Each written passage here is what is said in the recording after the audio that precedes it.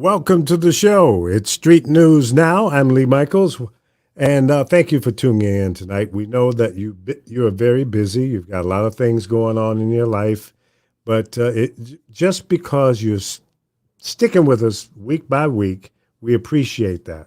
Don't forget to like, share, and subscribe on whatever platform that you're on. We're on several platforms at the same time. So, again, thank you for joining the show tonight, and we've got the crew. We're fired up, lit, and ready to go. Y'all ready? Let's hit it. Dr. Ron, welcome to the show. How you doing tonight? What's up? How you doing, man? I'm Alive good. and well. Ready to chop it up on There you go. on a Thursday night, on a Friday eve. We ready to do it. Make it do what it do. Yep. And Mike Love is in the house. Hey man, did you tell everybody we get lit on this show? Did you say something about we get lit on this show? Fired up, lit, and ready to go. Okay, I agree. I'm glad you agree. Chris Bass in the house. How you come behind lit? I know, right? Lee told everybody around the world we get lit. We get lit on this show. Fired up, lit, and ready to go. That should be the new slogan. SN, six guys and you. Hey, we lit. We get lit. We get lit, y'all. We get Speaking of lit, here's Buck Wow. How about we is lit? Okay, I like that. We is lit. We lit. Only you, Buck, will come up with something like that. Yes, well, sir. Tonight we've got a good show for you. We have a special guest. She's having some technical difficulties, and hopefully she'll be able to join us. It's Sherri Culpepper joining us from New York City, talking about this crazy scam that's going on. And I don't think it's just in New York, but certainly in New York, it's a big play to take your property away from you and sell it to people who want to develop the area. These entrepreneurs and construction companies that want to come in, take your property. The city is taking it from you and giving you pennies on the dollar, if that. And they'll build high-rise buildings or whatever they want to build there. And you get like that in all 5 of the boroughs. For sure, up in Harlem seems to be the play right now. Mm-hmm. Sort of like in Los Angeles in the early 1900s, where that black family owned a strip of land on the beach, and the government says, "Oh, we want to build something there," whatever it was. Yeah, and they took it from them. What do they call that when the government can take property eminent domain? Eminent domain. And they finally, just recently, like months ago, gave it back to them, with money. I hope they build up. Having problems having like sexual intercourse. That's not intimate domain. No, that's I'm sorry. That's slightly different. Yeah, that's slightly different. You get screwed ejaculation. Either way. Oh, that's what it is. I got the premature ejaculation. Different problem. Different problem. Yeah. All right. Okay. And the show goes down. Let's see here. Exactly. We're not even 8 minutes into the show, and we're already into the knee deep into the sex. Knee deep. Why you guys talking about somebody being on their knees? Hey, That's your mind tonight, Lee. Why you talking about somebody being on their knees? I have nothing else to say. It don't take much. I'm just trying to help my brother Mike down there in Texas. Notice I said down there in Texas. Right. Yeah, because he gets in trouble quite a bit down there. I do. I do. Yeah. So I just want to make he enjoys that though. Not that topic. Okay. Yeah. One of the things that Buck is talking about, that area in California, my son lives in an area called Manhattan Beach. Yeah. And that's not far from that area where that actually happened, Buck. And, this has been going on for decades in certain places when you allow it to happen. And that's one of the things I think the 6 of us, are discussing, not just opportunities, but, things that affect us through diversity. And one of the things that we have to do is take more responsibility ourselves in reference to things that happen. And that's, we just had a big election day. What was it, Tuesday? Yeah. 2 days ago. And one of the things we found out, once again, we're back at this situation where we're not getting out to vote. And as long as that happens. You know what? It was a record turnout on both sides. The Republican and the Democratic ticket had record-breaking numbers. I think in Virginia, it was over or close to 3 million people that showed up to vote, which was, it was a like lot. a 500,000 or more. That was But- a tough race, though. Yeah. But you know what? And I'm glad you brought that up, Mike, because that's something I wanted to dive into. Virginia is my home state. I haven't lived there since 1973, right? Mm-hmm. And part of the reason I don't live there is because it's still a bit slow. Yeah. But where I think what I think happened was this, and it's not what all the pundits and these commentators on all the cable news networks are saying, that it's Biden's fault. That's bullshit. Yeah, First I agree of all, with that. That was stupid. Biden ain't had nothing to do with it. It was a poorly run campaign from the Democratic side, because they were trying to still fight Trump. Trump wasn't on the ticket. Neither was Biden. That's a state situation. And unfortunately, the former governor blew it because he wanted to make a fight with Trump and try to tie the Youngkin to Trump. Bad strategy. Whoever came up with that, smack you upside your head. Yeah. And it was wrong. You should have run on your former position there as governor. Run on your own record. I did this. I did this. I did this. Everything was good. I left you with a good economy. The state economy was growing and everything. And here are the things that I didn't get a chance to do in my first term. So, ladies and gentlemen, give me a second shot. Don't worry about this clown over here. And that's where he blew it. You got to run on you. Trump and Biden were not on the ticket. Yeah. That's why the Democrats lost Virginia. Incredible. And you know, I rest my case. and all of the Wednesday morning analysts Yeah. were breaking that down very eloquently, just like you did. You know, they did not, keep it local. Exactly. Keep it local. If you're gonna use a national platform, you need to be in a national race. But if you're dealing with a local agenda, a local State issue. race, then you need to keep the issues local. That's you know? And it's so funny. It's amazing that the professor is not here today. But one of the names I kept hearing thrown around all day today on the national news was that nobody has appointed Biden to create an FDR moment. Now, he's been saying that for quite a while, that we need an FDR moment. You need an FDR moment. But nobody is agreeing to the fact that we need an FDR moment. What's And an that was FDR moment?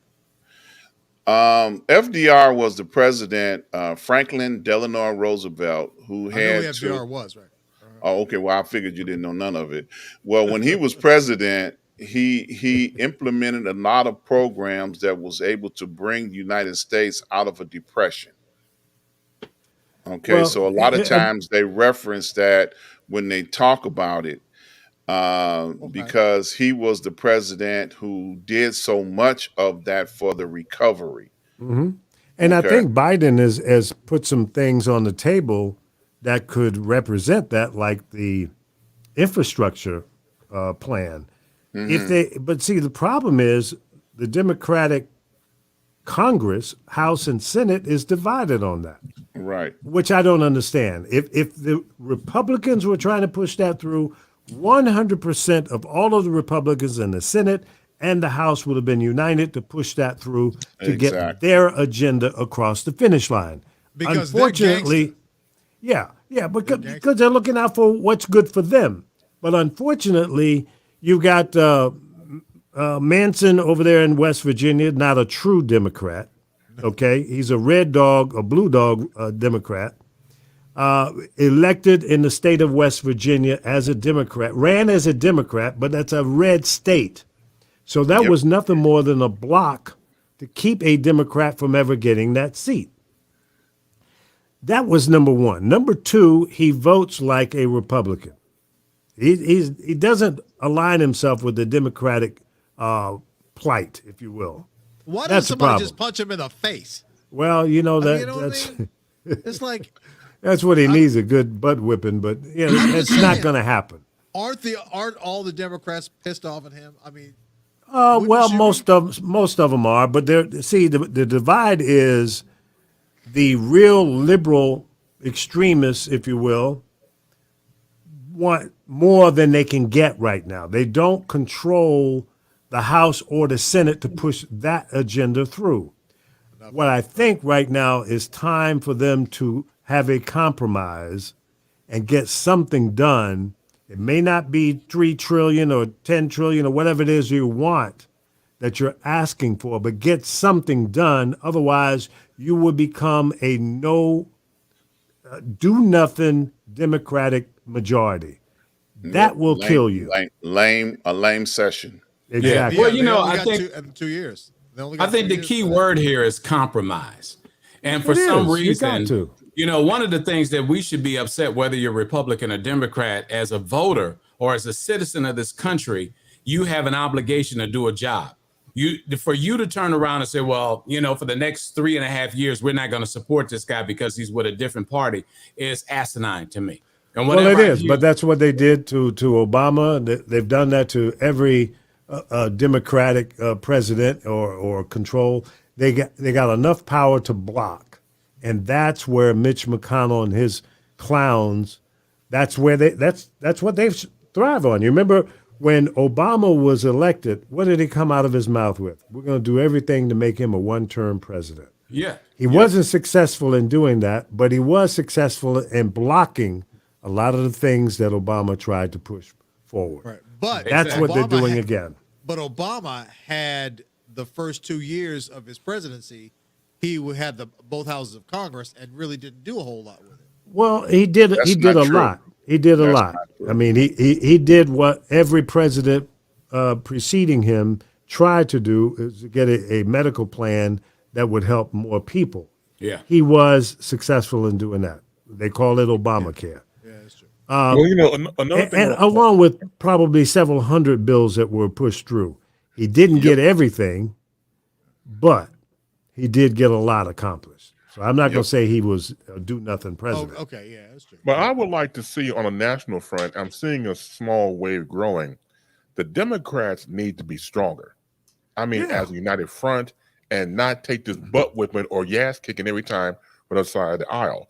If you talk about putting, say, an olive branch to Republicans, they go take out a lighter and burn it. So the thing about it is the mentality on either side of the party. They need to get a little bit tough. I'm not saying do not go to the dark side of the Republicans, but at least fight toe to toe.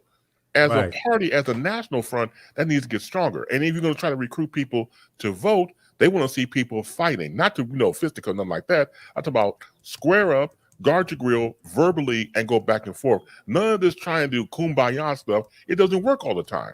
If you try to put your arms around somebody and they give you an elbow to the gut, they don't want that. You have to find other ways to fight back. The key thing is that in recruitment, you want somebody to fight for you. I don't want somebody to sit there later and take it. Of course. I want somebody to fight for me. Absolutely. The thing of it is, it's unfortunate that both parties have lost their way in reference to the due diligence that they hold the responsibility for, that they take an oath for, and that's to protect and provide for the country. And so I think, when you think about the job that you have as a senator or a congressman, regardless if you're a Democrat or Republican, it's one of the cushiest jobs in the world. Think about it. You have a home. They've got everything. You have everything. You got the best insurance. You get another townhouse, home, apartment, whatever it is, in our nation's capital, to do your job. Who pays you to go to another city and takes care of your housing and everything else? Right? And you meet maybe 2 or 3 times a week and you go home. That's right.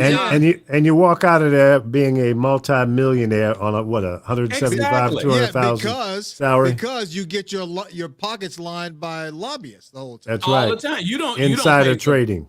Right. And then everybody, think about this. How much money, if you did a poll with all these guys and said, well, how much money do you spend on food every day? Somebody's buying them breakfast, somebody's buying them lunch, somebody's buying them dinner. If they play golf, somebody's paying the fees.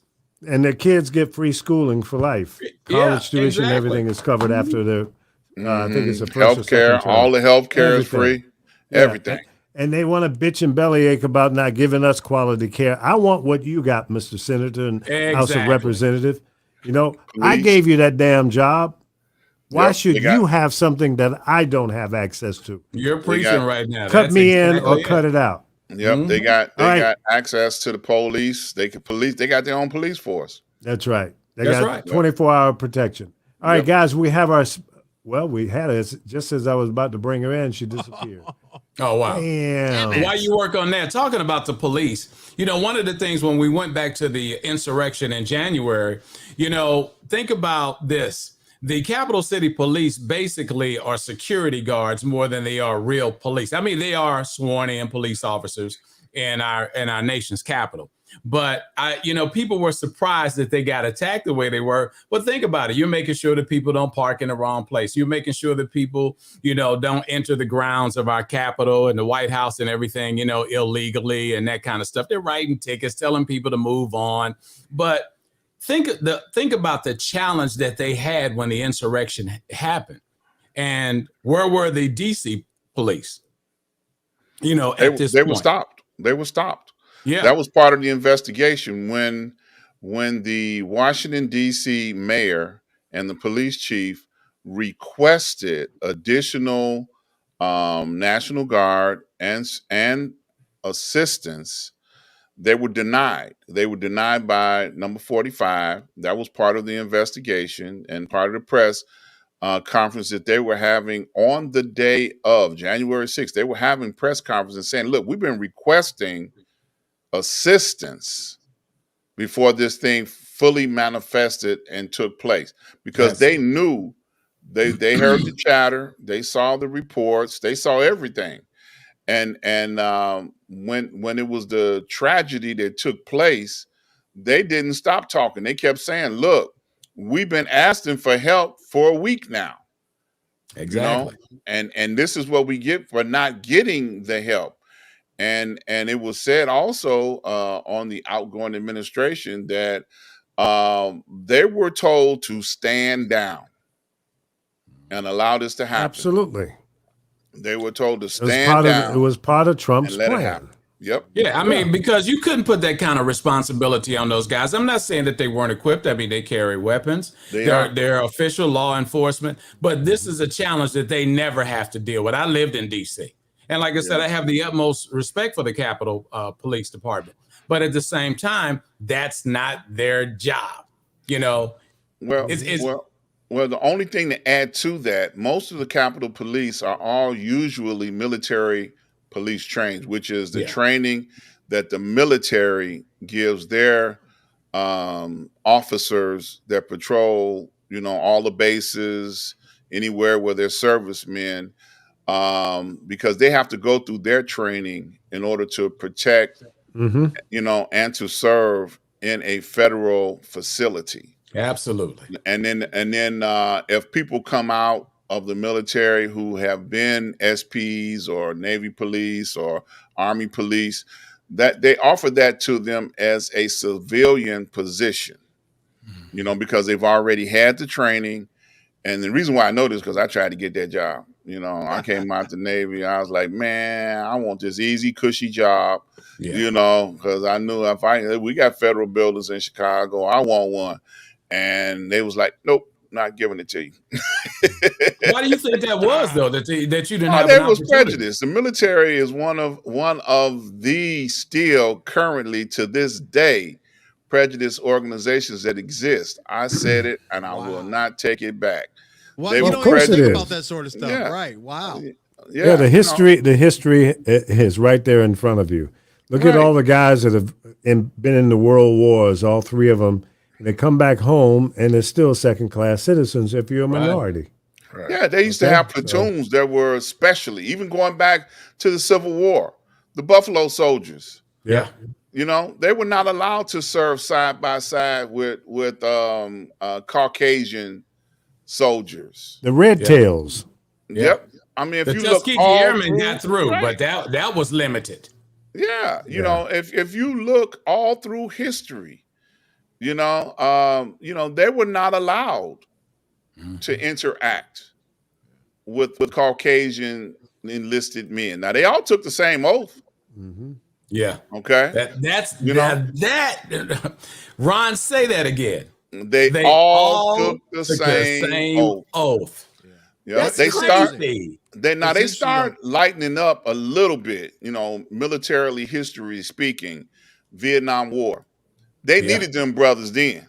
Oh, Right. without a doubt. Okay. They was like, we can be side by side in this jungle. Right. But You know? it's interesting how the general public, people who are never served in the military, we don't even think about this sort of thing. It just it doesn't even enter our mind. Just like the things that go on in jails and the prisons, we don't know any of the injustices that go on there because that's not kind of on our radar. It's not what we talk about or think about or know about or hear about. Mm-hmm. We hear about Absolutely. the things that are on the news, and it's still going on whether we hear about it or not, and it's unfortunate. But the hypocrisy will always be there. Like one of my favorite music groups of all time is Genesis. And so Genesis back in the day had a song called Jesus Loves Me. It's Phil Collins's take on the TV evangelists who were phony, fake, and frauds. So the video was based upon that, watching those televangelists. So there's a line in the chorus, not in the song, where he says, "Do as I say, don't do as I do." Wow. And That's pretty profound. It's extremely prolific because Yeah. that's how this country acts. When it comes to people in power who divvy out the privileges, like you said before about everybody says the same oath, but when it comes down to the actual brass fact, no, it's not about you and this oath. It's about us and white people about this oath. You just happen to be here. Yeah. Incredible. It Yes. is. And there are cases in the news today, like the young man who was shot down there. What was that, in South Carolina? And the jury makeup is 1 African American and 11 white people. Yeah. And he was murdered by 3 white guys. That's Georgia. Yeah. Georgia. So when is it ever going to be fair and balanced? Even the judge, I think, made a statement in the court saying that it's a very prejudiced area. And I mean, that right there, that should have been a mistrial. Start over, get rid of this judge because he shouldn't say something like that in the courthouse. I don't think. I mean, even though it's true, how can you get a fair trial on either side now that you've made that statement? You've already. I don't know. We have Sherri Culpepper now. Looks like we got her video working. Can you hear us, Sherri? Yes, I can. Loud and clear. All Hello, right. gentlemen. How are you? Good. How are you? Hello. Good to see you. Fantastic. Welcome to the show. Thank you so much. Good to be here. Let me just give you guys a little bit of a background, a little bit of Sherri's background. Sherri and I worked together at WBMX in Chicago. Sherri, were you the first morning show producer for Doug Banks? I was the first morning show producer in the country. I made it up. Wow. That's pretty powerful. It is. She was tall and good looking, so we didn't argue with her. Right. She beautiful. Let her have a job. Yeah, exactly. Okay, whatever you want, Sherri. Okay, because we didn't have a lot of money to pay her, so whatever you want. Well, you have more than Barry Mayo, so. Ooh. That's a shot. Oh. Barry knows I love him, though. Yeah, Barry is kind of cheap. But He wanted me to take a salary cut as well, and I didn't do it. No, So, the backstory, Lee, before you finish that intro, is that I went to school. I'm from Harlem, born and raised, growing up to good radio, WWRL before there was a VLS and before there was an FM frequency. Yep. I'm telling my age. I'm probably older than everybody but Lee. Why'd you have to single me out? She shot one over Damn. But I grew up listening to Hank Spann. I mean, you name it, Frankie Crocker later on. Yeah. And I went to school at The Northeastern. GBE. That's The Gary that's Bird right. experience. Gary Yep. Bird experience. I That's used to right. listen to him as well in We didn't Virginia. mind listening to good music and good content on AM back Yeah. then. You know, it didn't matter that it wasn't a perfect signal. Right. But I went to school at Northeastern with a bunch of people from the tri-state area that wanted to mimic what they grew up listening to, which was BLS. And we had the best equipment. And when I graduated, I pursued Barry Mayo. I'm like, you got to hire me. I'll answer the phones. I'll do whatever. And he finally relented and said, okay, come in. We're about to start a new morning show. And he's like, I can't tell you who you're working with. But as it turned out, I came to work to answer the phones and take requests. And I walked into the studio, and Ken Webb was the morning person. Oh, wow. And the equipment was the exact same equipment that I had been using in college. Wow. And I was like, Kenny, go get my tea for me. I'll set up the break. I'll edit the tape. I'll do your intro. I'll time it. Here's your script. And from there, it was like, Wow. I found my purpose in life. So Absolutely. There you go. Wow. really What a cool. story. That's how So- you get a morning show producer. See, Sherri Yeah. Culpepper created it right there from scratch. That's Yep. it. And you know who it was who told me that and sat me down and said, I know you're not making any money, but there is no one else doing what you do in Black radio. And that was, God rest his soul, it was Sonny Taylor. Wow. Yeah. Another Yep, great Sonny- radio guy. Yep. Yes, he knew radio Very dear inside friend. out. Very Absolutely. dear friend. Loved him to death. Yep. So Barry's like, hey, I got a job for you. And then he's like, Chicago. Where's that? I was like, not LA. Typical New Yorker. Only a New Yorker would say that, right? I Yeah. was so it was LA, New York. But I Yep. got off the plane in Chicago with my 2-year-old son. And Lee Miles. Michaels interviewed me. Miles, Yep. Yep. grew up in the studios. So Sure did. I he's got pictures of 41 him. now. Can you believe it? Oh, How old? 41. He's 41. Wow. You have a 41-year-old? I For real? do. For real. There's no. I would never have guessed that. Yeah. We'll talk about not on this show tonight, but maybe you'll have me back and I'll share my wisdom of a journey to a healthier you. All right. Okay, Yeah. good. I Yeah. like that. Yeah, absolutely.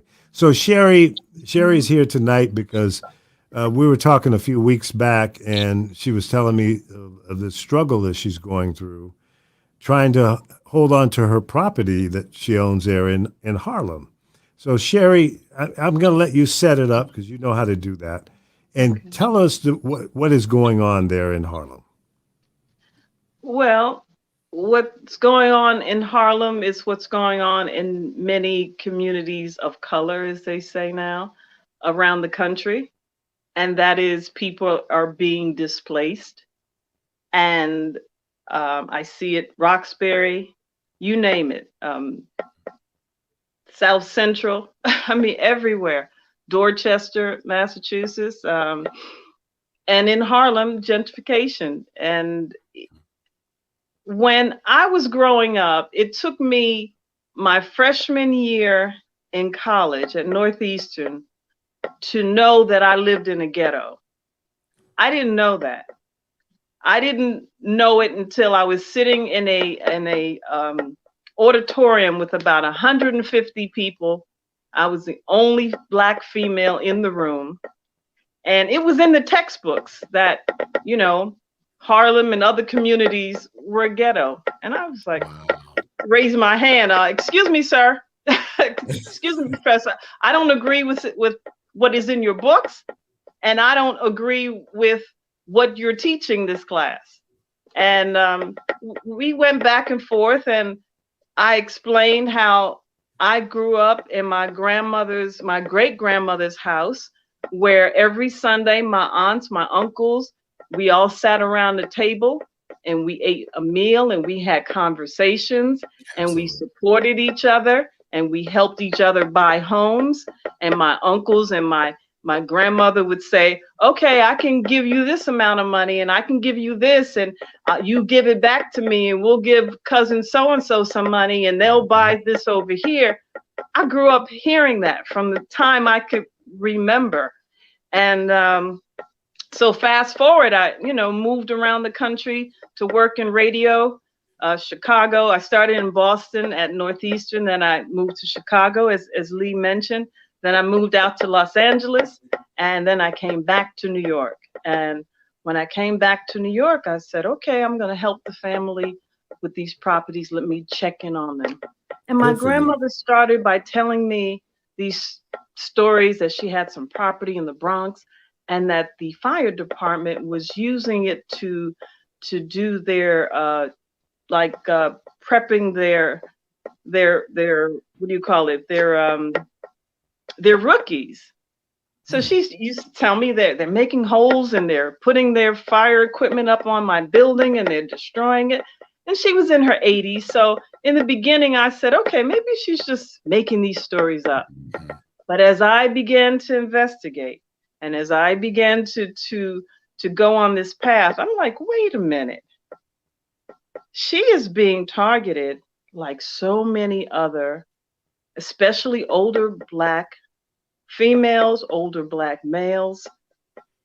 Their property is being taken. They're being targeted by agencies that know they're old because you get a senior discount after a certain age.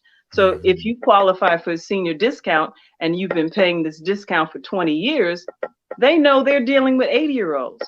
Right. So they started hitting her with fines.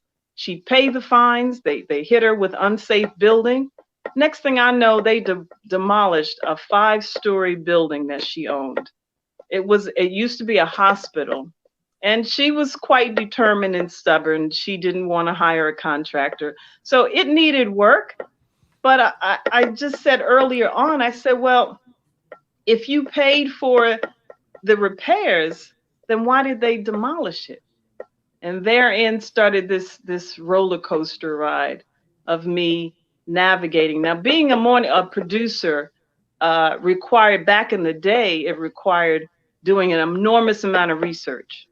So Lee would know. I would read multiple newspapers. I'd interview, do pre-interviews, and then synthesize all the information and then present it to the on-air talent. So they would know, they would sound like they were everywhere and knew everything. They knew what they were talking about. That's how I kind of, that's how I kind of lived my life. So when I started putting these pieces of the puzzle together, and then we had another property, I'm like, wait a minute, this is the same thing that my grandmother was dealing with. And I started this roller coaster ride, and I am what I call now, I'm like the last of the Mohegans. I have a property that my great-grandparents moved into in 1925. There were 11 of them. They rented the entire building from the owner. This is the building that I'm now sitting in. Somehow in the 1930s, the city of New York decided that this building was a single room occupancy, which stands for SRO, right? Now, what comes with that is a designation that the city and everyone deems, it literally is in the statutes that SROs are flop houses.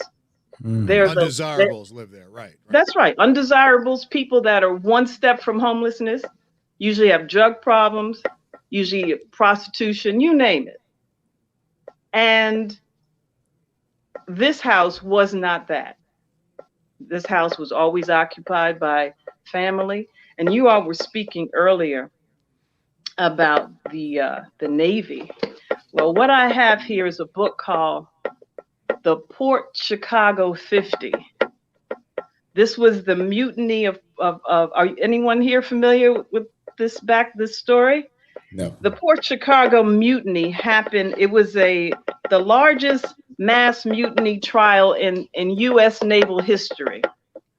Why I bring this up is because one of my uncles that grew up in this house They were in the Navy. This was right after Pearl Harbor.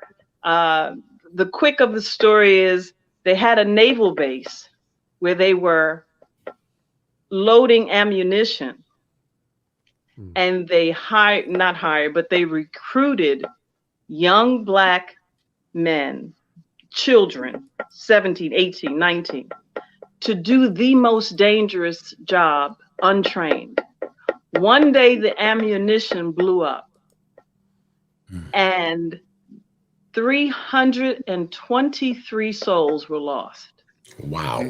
My uncle was a mile and a half away from where the pier blew up. And in this, he tells the story. He literally says, I was sitting on the toilet reading a letter from home, and he felt the blast, and he thought that the Japanese had bombed San Francisco. Chicago. Oh, wow. Right. Wow. Well, yeah, I don't know why it's Port Chicago, but it was actually in San Francisco. Oh, okay. Yeah. And so they all that were left, they all jumped in this truck, they traveled, the pier is gone. Nothing there. After they cleaned up the body parts that they could find, they only found like gloves and hands and shoes. It was horrible. And this is a story that nobody's made a movie of yet. And I actually had to order these books online. And then I found one documentary that a college student had done about this story.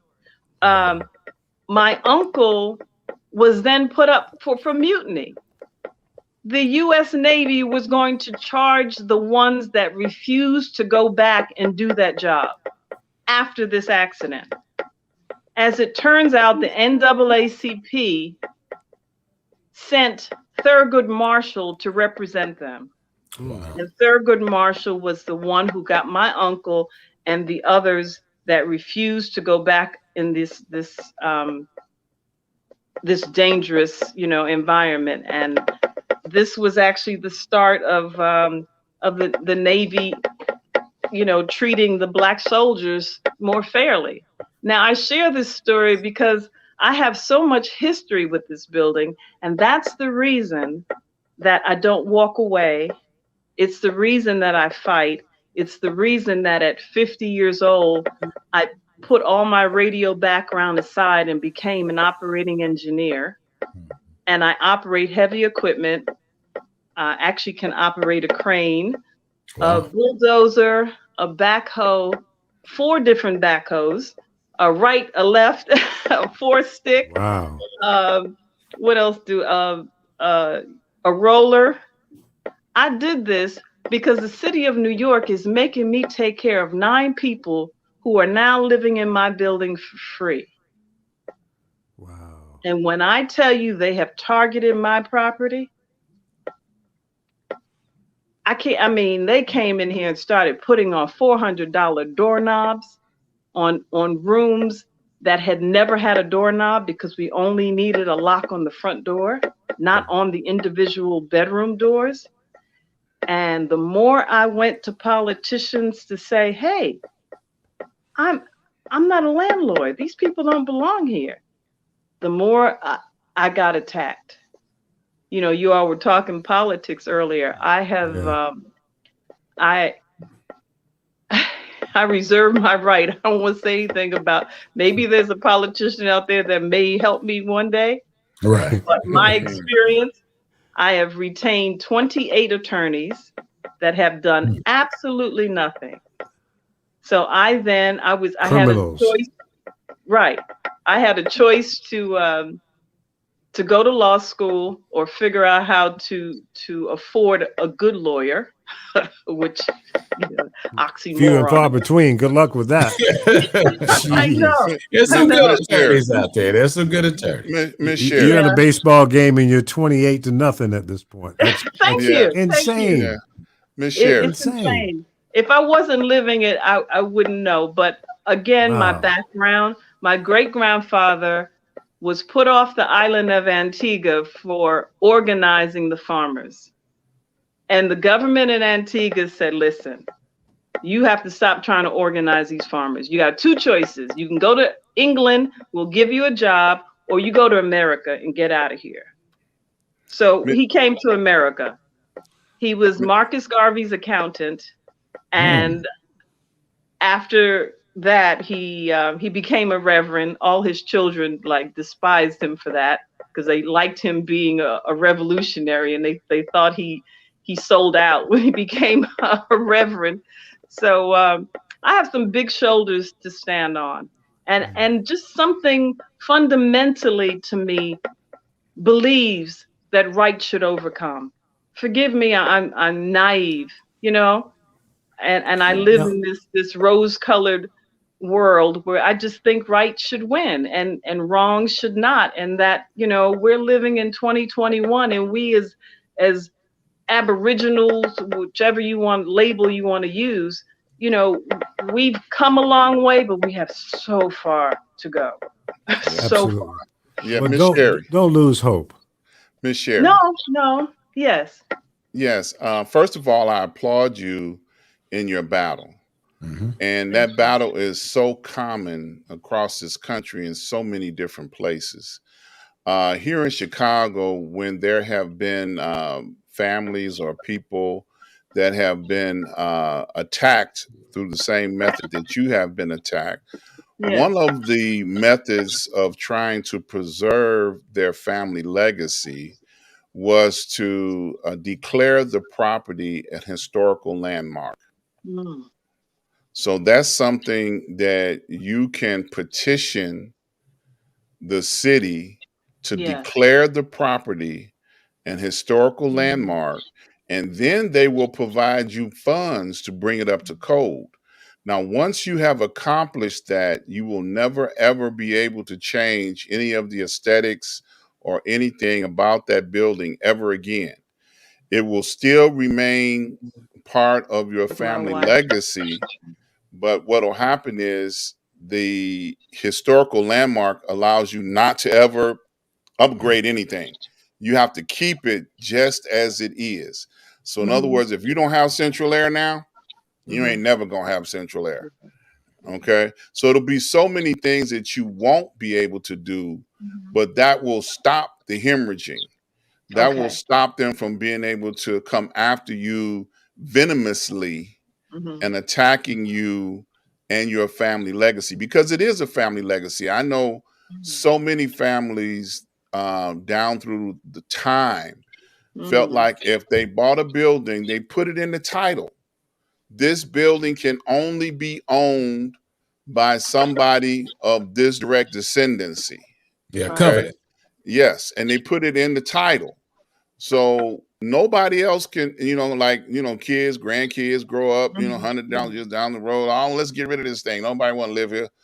They can't do it. Somebody from that descendancy has to own that building. So it's so many things that you can approach it from that perspective, you know, in order to be able to take this battle to another level. Sherri, I have two questions. As it relates to your grandmother's place that they tore it down, right? Yes. And was she compensated at all? Or they just took it? No, what they did is they charged her, if I have the numbers right, for the demolition, I think it was about $30,000. And by the time they put the penalties, and we found an attorney who, and by the way, I never add that first attorney in my count. So I'm really up to about 30. Wow. Yeah. I didn't realize that first attorney that we came to, she put the paperwork together to sue the city for the demolition costs and the value of the property. Then she disappeared. She closed her office. I tracked her down, and then she hung up on me, and I lost touch with her. Now that I'm thinking about this, what that? Happened? What she was happened? bought off. What do you think? You think she was paid off? Absolutely. I think she was told, drop this case. Probably. Right. Yeah. Don't pursue this. Yeah. Well, that makes sense. Wow. Okay. That's exactly what I think. Which some of the 28 that I paid full and partials retainers to that did research and found nothing. And then I found a friend who was an attorney and did more in 2 weeks than these other lawyers had done collectively in 10 years. So what's the status of your building now? What do they want you to do, and what can you do as it relates to whatever knowledge you have at this point? Well, from what I've learned on TV, you're not supposed to talk about things that are in court. Right. So let me thread gently here so I don't tick off any judge. I have a lawyer representing me for I started all of my own pro se holdover evictions. A holdover eviction is different from a regular eviction when you're evicting someone for non-payment. A holdover is, this is my property, I need you to leave. After not being able to find any attorney, I did my own pro se against everyone, and I had everybody in court, and they were at their last reason to extend for postponement, and then COVID hit. The timing was uncanny. If Dick Gregory was alive, he would say, Sherri, it wasn't no coincidence, but he's not here. So right. God bless him. Sherri, let me ask you a question right quick, because I'm trying to get some clarity here. Yes. So the 9 people that they put the locks on the doors in your building, okay, that stay there, are these people relatives or squatters? Interesting. All my relatives have moved out. Okay. But my relatives put them in here. Got it. And the relatives that put them in here had no ownership or any jurisdiction to put them in. Excuse me, holding this. You know what I mean? So it was cousin, 3rd, 4th generation cousin, trying to pull a slick move and outsmart their 90-year-old aunts. And they thought they were just going to walk over my mom and my grandmother or my great aunt. And I was like, not on my watch. So I stepped in. There's a special place in hell for people who take advantage of old people. I agree with you. I mean, I have so much respect. Some of my best friends are in their 80s right now. And what is possible if you had the financial resources to fix this problem? Is it the point of bringing it up to code to fix these things that they claim needs to be fixed? What is the magic in all of this? If there is Court action. That's a Supreme Court action against the agencies that target people like myself and that have targeted people like my grandmother. Because let me explain that the violations that I received, I just recently found out. Okay, let me backtrack real quick. There is a program that the Housing Preservation Development have that was coined by some people now running for some very prominent positions here in New York. And my life insurance policy's paid up. So at this point, you know, if I come up missing or whatever, y'all check it out, Lee. Don't let it be all in vain. I got you. But yes, and so some very prominent people that just won some seats with this election on Tuesday, they wrote a program called the Alternate Enforcement Program, which is the AEP. The AEP annually since 2007 are supposed to find 200 and now 250 of the most distressed buildings in New York City. Okay? There are 995,000 buildings in New York City. Wow. Why is it that this program, I know how to do research, right? Right, Lee? Absolutely. Why is it that I went through every year and counted how many are in certain areas. Okay. How is it that my building, which is not even an SRO, was selected for this program? I just found out that my building did not even fit the criteria to be in this program. But if you are selected for this program, the wording is just seductive. So you are selected for a program. If you don't fix the violations that they deem within 4 months, then they come in and fix it. And that's where they hit you with these emergency repair charges. Yeah, they get control. What's that? They get control. That's right. I have paid over $300,000 in emergency repairs for 2 units in my building. 2. Okay, what kind of repairs are we talking about? Well, see, first of all, the building is not crumbling. I mean, if I could just take you on a tour right now, it's a sound building. My uncle, God bless him, that lived here after his parents passed, he took care of the molding. I mean, he was meticulously taking the paint off the molding, and we have original woodwork throughout the building.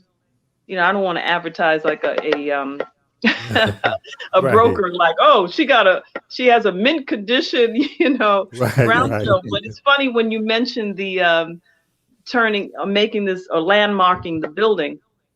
Just recently, in the last it's been since 2019, they actually landmarked the 2 blocks that I have 2 brownstones on.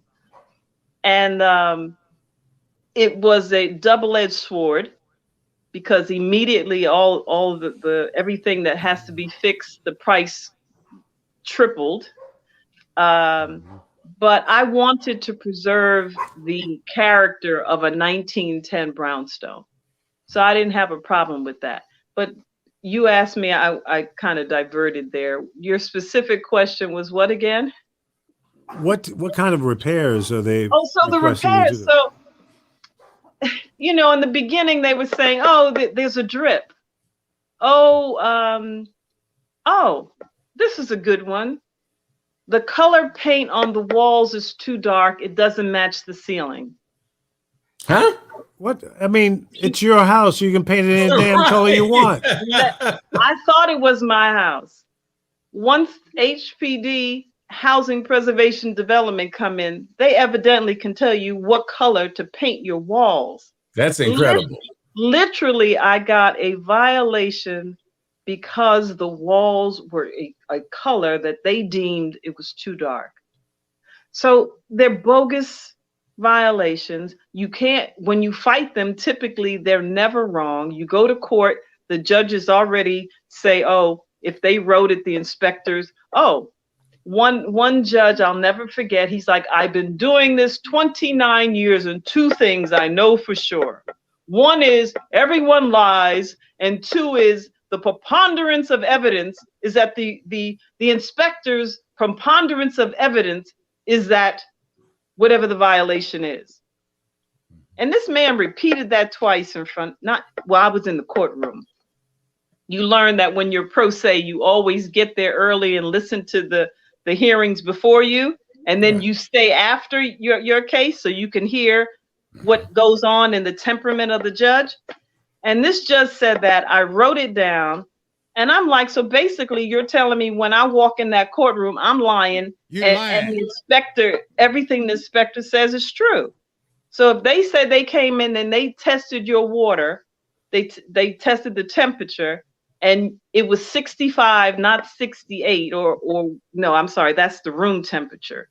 You have to take their word for it. Yeah. Because when these inspectors come in your house, they never call you like they say they're going to say we're coming to check. So they just started giving me no hot water violations. Then at one point, see how God works? I have a system where the heat and hot water heats the building. So it's all in one. I don't have a separate water heater. Right. Boiler system. Right. And it's perfect for these high ceilings. and it's so toasty in here in the wintertime that I have to crack a window typically. But they gave me a violation, and they wrote that the water was hot. No, the room was not hot, but the water was. So it could have been vice versa. But my point is, one can't be hot and the other one not. Right. Because the system is all the same. So as I started combing through these violations, I'm like, they just made this up. Mm-hmm. So that's when I decided, okay, I'm moving in here. And it took some police action. It took me, I think I've been arrested one time. Oh, wow. I swear I didn't hit anybody.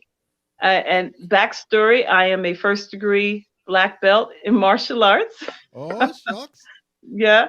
I did that as a result of training with Billy Blanks back in the day when I was at the Soul Music Festival with Sinbad.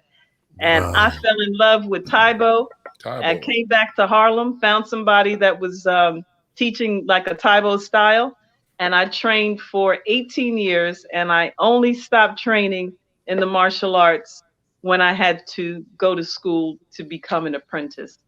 I mean, well, to become a journeyman in the union. Wow. So How many ass have you kicked? Just want to know. not nearly as many as I would have liked As to. you should, right? I got a long list, but I'm real zen. I'm like, I'm here, and actually you learn the martial arts on a serious note. You learn so that you don't have to use it. That's what they say. Really, yeah, it's a very. But it's nice to know how, right? Well, when you know you can have kick to. somebody's ass, then you don't really have to do it because you already know you can. Right, So, right, They just need to know it. right. well, there you go. Miss Put Culpepper, the fear of God someone, into them. Miss Culpepper, someone like yourself who's gone through the gamut, Mhm. you mentioned about being arrested, you mentioned about being singled out, violations, family legacy. Mhm. How do you keep going? Because I think the average person probably just say, uncle, I quit and wash my hands. How do you keep going? I say this. I've been on a mission from God. Okay. I'm the only one that can do this. I've Absolutely. lived a very good life, and Lee will tell you. When I graduated from college, I said I want to work in radio. My first job was in the #1 market in the country. Then I worked my way backwards because then I went to Chicago, then I went to Los Angeles. So I mean, I've seen the best, and I'll tell you all a quick story. I actually got fired from a job I was at KKBT, The Beat, and I had a friend who was the lawyer for the Pointer Sisters, and we had dinner, and I met Anita Pointer, and the next day I got fired. So he called and said, Anita's assistant is she walked out on her, and she has a 2-week engagement in Caesar's Palace. I know this is not what you do, but would you please, go on this trip with her? And I was like, sure, hey, I ain't got to. Well, you were in LA already, so that wasn't that bad. Yeah, it was cool. It's like go to Vegas, I'll be there. Mhm. And I ended up working for Anita for about almost 3 years, and we are still the best of friends. Know that. Yeah. Look at God. Yeah. Still the best of friends. Have you talked to her recently? I spoke to her, yes, a couple of months ago. Yeah, reach out to her. I will. Yeah. Yeah, Wow. catch up. What year was that at the Beat in LA?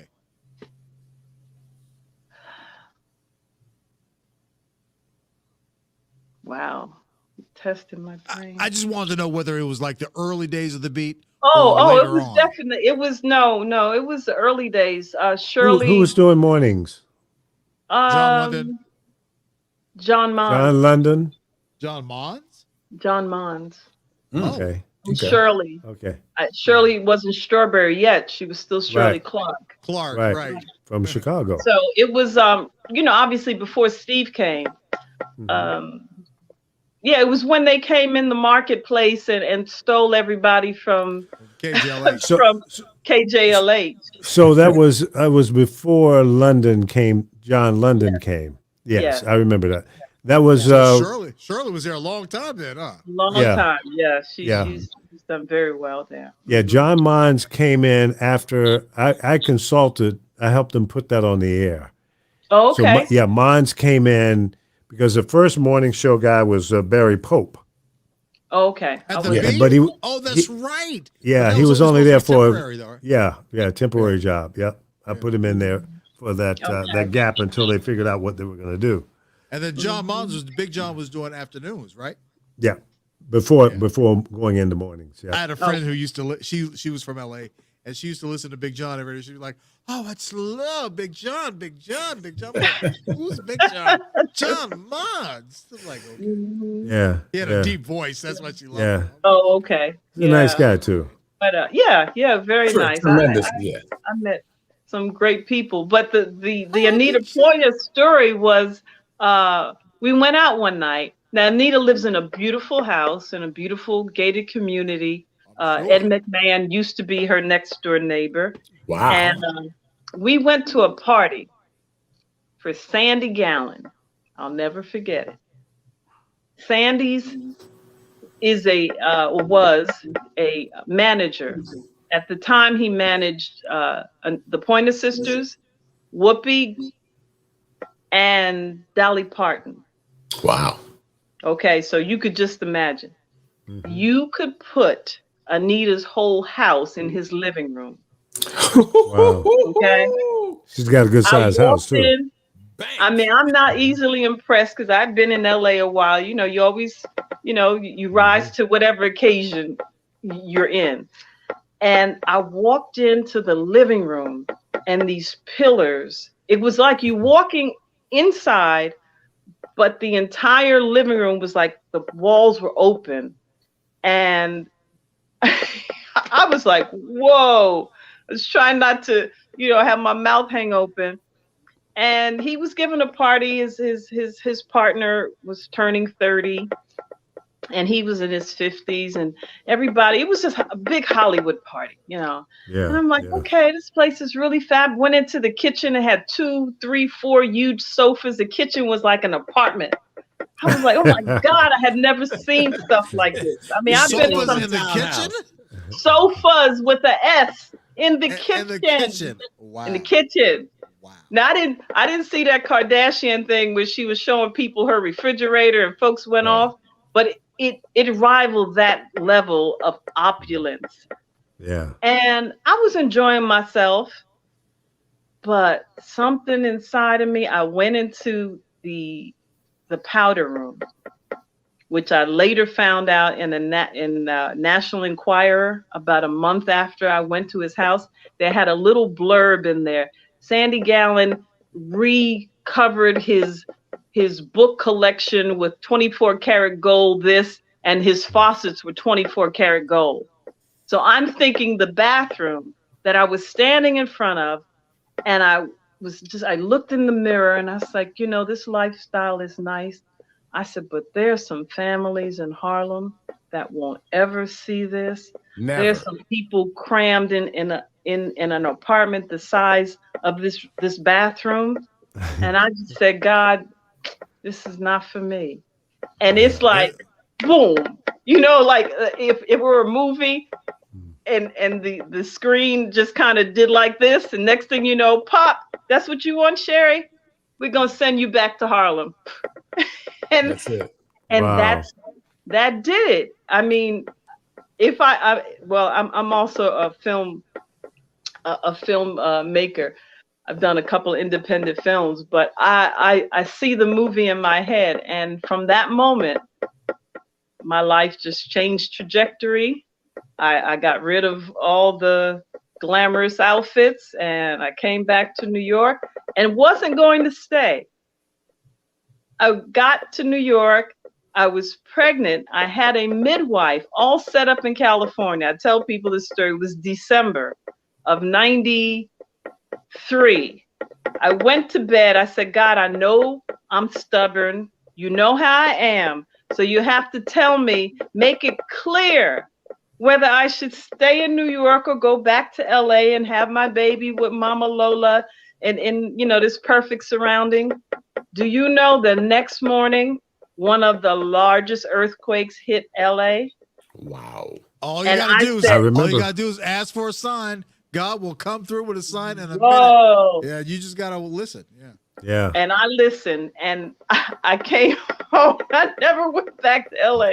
I called Shirley. Shirley was my roommate, and I couldn't reach her right away, so I was actually concerned. But then I got word to her, and she said, well, first of all, you can't. I was planning on a home birth. She said, first of all, you can't have a home birth because everything is broken. We had, mirrors and glass. She said, there's no way. It's going to be months before we can clean the place up. So I actually couldn't go back to LA until my daughter was born in February. And I didn't go back to LA to pack up to leave until almost September.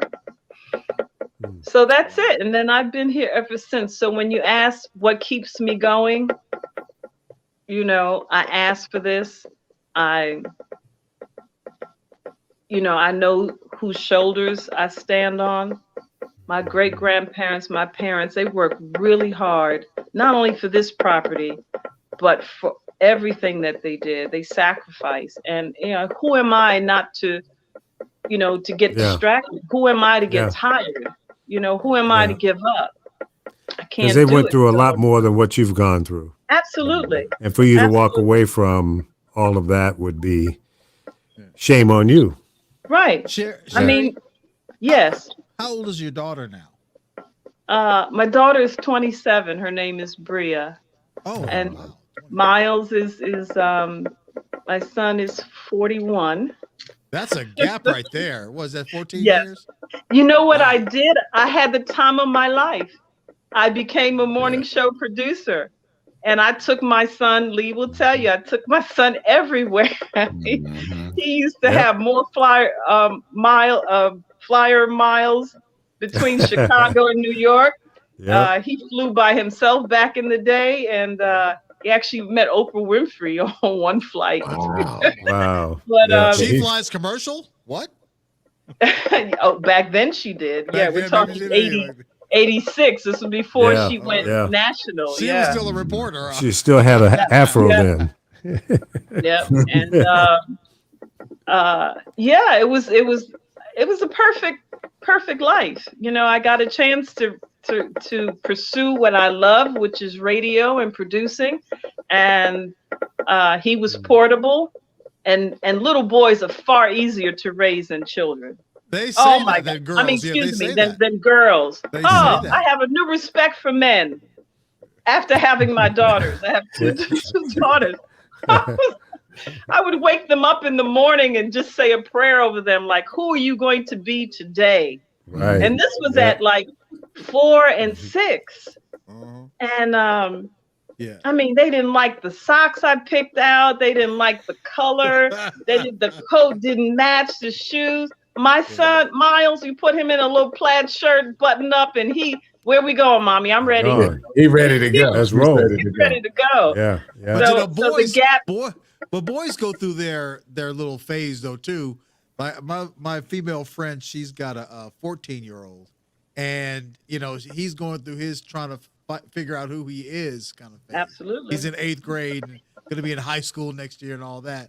And I'm just like, well, give him his little space or whatever. Let him try to be a man or whatever, because he's gonna try to do it anyway. But be glad you ain't got a girl, because they're really rough. Well, she just said she had a girl. I have two. I have three children. No, I was telling my female friend. Okay, be glad you don't have a girl. That's right. Be glad. My sister gave my parents hell. Yeah, that's crazy. That's crazy. Right around 14 and 15, those hormones start going, and it's like their brains. And somebody explained to me, like literally, physiologically, it's like your brain your left and right brain haven't connected yet. Yeah, come together. And they are like all over the place. The hormones drive it really hard though, too. Yeah. Hey, Sherri, I got a couple of questions for you. Yeah, before that, you know what? Let me step away and get a charger before I lose power here. Okay. Okay. All right. Cool. All right. She has a remarkable story, and one of the things that I want to talk to her about when she comes back is about purpose. You know, and in life, you know, sometimes we look at the roads that we travel, and you know, I'm guilty of it as much as anyone else. You're wondering, is it God? You know, is this punishment or whatever the case may be? But you know, one of the things about radio, it always takes you and puts you in places that you could never imagine. Yeah. You know, and I go back and I just kind of look at my life and I shake my head sometimes like, how did I get there? You know, and you guys have heard me talk about this story going to New York. And the worst thing about it is I'm getting opportunities. I mean, I'm programming BLS and I don't know jack about New York. I mean, zero. Okay. Before you got there. Before I got there, I didn't know. And once I was there, I still didn't understand the five boroughs, everything that was going on, you know, bodegas, everything that made New York what it was. Just didn't have it. Just didn't have it. So, Sherri, are you back? I'm back. Okay, so a couple of questions for you. Yeah. It's a two-part. So the first one is, do you believe at this point that you have discovered your purpose in life? Yes, absolutely. Okay. Second question. I do believe I'm going to get back. Well, actually, I'm making a film, a documentary with my board op from WBMX, V103 now, but Tim Smith. Yeah, Tim. Yeah, Tim Smith has done affectionately known as Bama. Bama, that's right. Right. He did Right. Cotton From Picking Alabama. Truth. He's from He Alabama. did the Cotton Picking Truth, where he discovered and uncovered modern day slavery still going on. He interviewed, in fact, everyone he interviewed, except for one person who now has Alzheimer's, is dead. Wow. I'm just saying. That's profound. Yeah, it is. It was well done. Him and his son did it. Very well done. Tobias. Yes, all right. that's right. Let me get the second question in. Go ahead. So now that you've discovered your purpose, how do you talk to other people? How do you tell people how to discover their purpose? Because you know, I find that a lot of people when I'm talking about purpose, they're like, well, what do you mean I got a job? Or what do you mean I'm a nurse? Or what do you mean I'm this? I think purpose is bigger. I think what God has given us is much bigger than a job. I think it's even bigger to explain when you start talking about what your purpose in life really is. And how would you talk to someone else who's trying to discover who they are? Because obviously you know who the hell you are. And sometimes that discovery happens more than once, because you may be one person at one age and then find that your purpose is completely different. It changes. Well, it does change, but you know, it changes, but it doesn't change the route. Sometimes that purpose always goes in the same direction. It's just sometimes there's a left on Main or there's a right over here, but purpose, once you have a purpose, it never changes. My purpose has always been people. I've always been involved some kind of way with people. I've been a funeral director. I've had an ambulance company. I had a cab and limousine company. I've been in radio. You know, everything that I'm dealing with in my purpose ends up, I'm a life coach certified. I continue to end up on the corner of street and purpose. You know, and it just doesn't go away. And that's what I want Sherri to just talk about for a few minutes, because with people that are watching our program tonight and you know, just like they are, I'm in awe. I've heard of you. This is it's a pleasure to meet you. You have an illustrious story to tell. I'd like for you to meet Reginald Hutland. He's from East St. Louis, where I'm from. I know Warrington is he's a martial artist. I know him well. Exactly. And they were in New York at one time. And, you know, one of the things I get on Reggie about is telling these stories. I mean, of course, he's the director of the Grammys and all this kind of stuff. Whoop-de-freaking do. And I'm proud of it, of course. Yeah, you know. But at the end of the day, one of the things that has dropped off tremendously, and let's not get away from you talking about purpose, is us talking about our stories as African Americans. and we don't get a chance to drill down. See, when we started talking about our stories through Ebony and Jet and publications like that, most of it was dealing with racism, and things that were going on, and the plight of being a Black person. Now, let's move past that. Let's start telling our stories for purpose so it can help somebody else. I just truly believe this, and I have a 33 and a 38-year-old and a 42-year-old children, and I just feel like sometimes they don't get a chance to experience what we had to experience when someone's always trying to pass something down to you. You know what I'm saying? We had a generation before us that was telling us what's going on. 90% of the time we weren't listening. But we go back now, we go, oh, I remember when she said that, when grandma said this. And you kept making references to your great-grandmother. Great-grandma. You know what I'm saying? So you got generations of references that help guide you along your illustrious path, whether you accept it or know it or not. But I think one of the things that you can do on this program tonight is there are people out there that are still trying to figure out their purpose. And let's talk about that for a minute. Just how would you guide somebody? How do you tell people how to absorb their purpose and stay on the right path? That's a wonderful question. That's very good. Purpose would have to be what drives you, what keeps you up at night, what wakes you up literally in the morning, keeps you motivated, and it's effortless. It might be a struggle once you're in it, but you're so committed to it that it's like water off the proverbial duck's back. Absolutely. It's no longer hard. It's nothing. All of those words and stuff, the energy, that's either the ego or that's the outside society saying it. When you're on purpose and in purpose, you feel invincible. You feel like you don't have to eat sometimes. Well, creative people, I'm sure all of you have that. Think about creative people that I used to visit Maurice White in the studio. And I remember a few times hearing some music he's working on. It sounded like a hit song to me. Like he wasn't finished. He always had to tweak it. And would stay in the studio for days at a time, barely stop to eat. And I know so many creative people that have that same thing. And that's when you find purpose. That's when you're in purpose. You're living your life's mission. And like the brother said, you have to ask. When you ask, whatever your belief is, in my opinion, whatever God, whatever universal divine source you acknowledge. And Mr. Gregory would always say, how did he put it? Well, first of all, Dick Gregory was my godfather. I spent 30 plus years at his right hand, and I was just in awe of him. He was amazing. I miss him every day. I would call him every Saturday morning. He'd answer the phone, God bless you. And I would just love to be able to tap into what he would say is going on here, but I digress for a moment.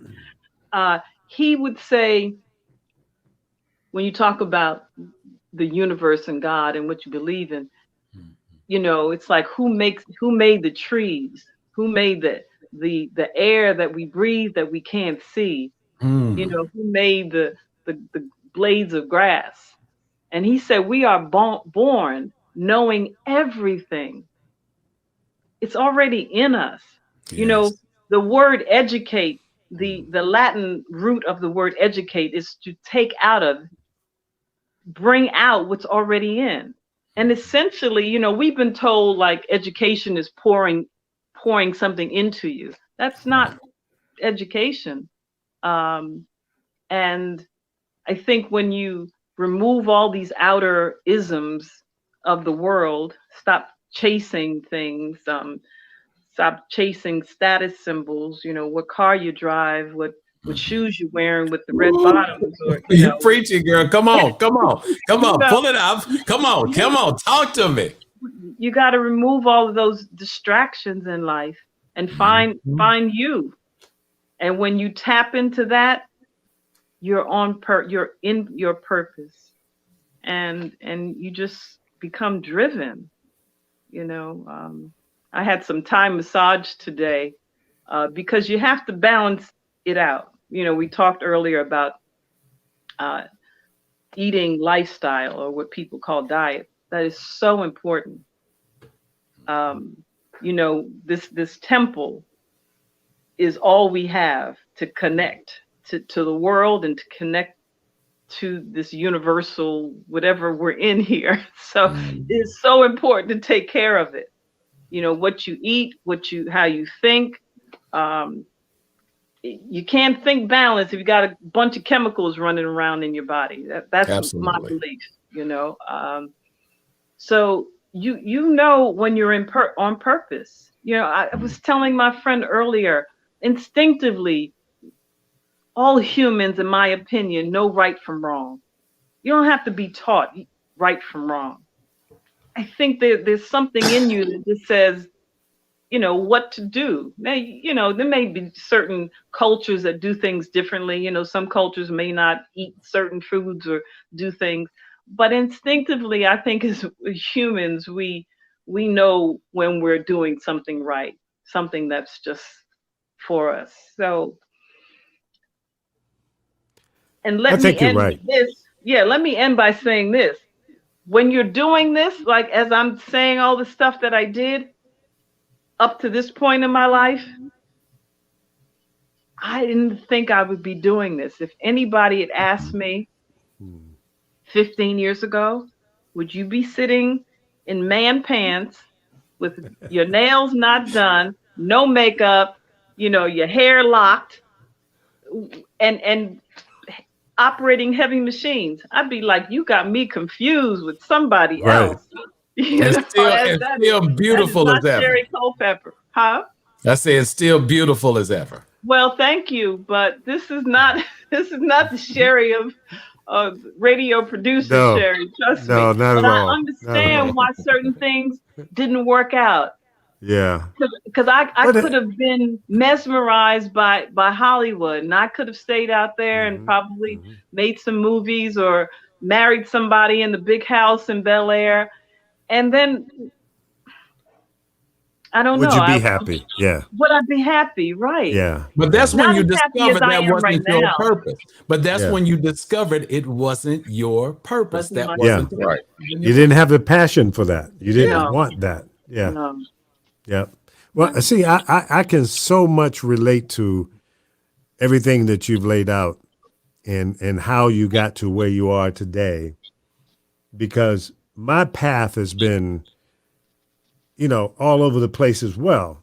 And I've done things that I never dreamed of doing before. And I have no regrets. I've had some really, really phenomenal success, and I've had some pits in my life. I'm on my third marriage. I've got 3 kids.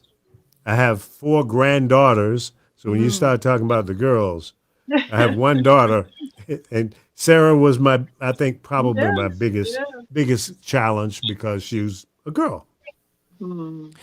And so I can so much relate to everything that you've laid out. And why I'm here today is because I have a passion for doing this. And I think that is my purpose. To help other people, to inspire other people, to do radio in whatever form we can do it in. And happens to be live streaming and podcasting today. Because what it used to be in commercial radio, those opportunities are few and far between now. And I hate that, but it is what it is. Yeah. And not enough real passionate people own radio today. And that's why it is what it is. It's a wonderful medium. It is. Radio was my friend growing up. You know, I'd lock Mine myself too. in my room, All of us. and Yes. yeah, and we listened like they were speaking to us directly. Directly. Directly. Absolutely. I love radio. I still They don't do. do that anymore. No. Nope. I shouldn't have said that, huh? I should have kept that to myself. Well, here's the thing too. In totality, for all of us, and once again, Ms. Culpepper, your story is fantastic. It needs to be spread out for everybody to partake their ears and brains upon. What we all have in common is that we all were different people once upon a time ago. We allowed ourselves to evolve. The key thing is to remember the person or persons you used to be. So you can look back and say, I was that person, or I was that person, and allow yourself to evolve. So going back to your situation, Sherri, you had to catch up to who you are now. Yeah. The version you were before was that you was in that moment in time, but eventually you allow yourself to evolve to where you are now. You're still great. You became greater as far as I'm concerned, because anytime we are faced with any type of controversy or pain, the true person emerges. We have to wear the mask that we wear every day. The true person emerges, and then that's when you see the person in their complete light. So I give all credit to you, because I don't think the average bear could hang in there. Well, thank you. A lot of my most people friends, would have given up. yeah, they would have bailed. Take the money and run. It's like, you know, you're gonna take what's behind door number 1 or door number 2. You're gonna keep that little box, or That's make a deal. usually what happens. That's usually what happens. Miss Sherri, I got a Yes. question for you. Yeah. Oh, don't call me Miss Sherri. You make me sound so. Well, you know, it's a Thank you. respect Says to thing. every woman. Yeah, it's a respect thing. It's no Thank you. disrespect intended. I appreciate it. My question is, what is the call of action? What is it that we can do to help you in your plight? What can we do? Because we all have a voice, we all have a marketplace that we operate in. What is the call of action that you would like to see us help you in your situation?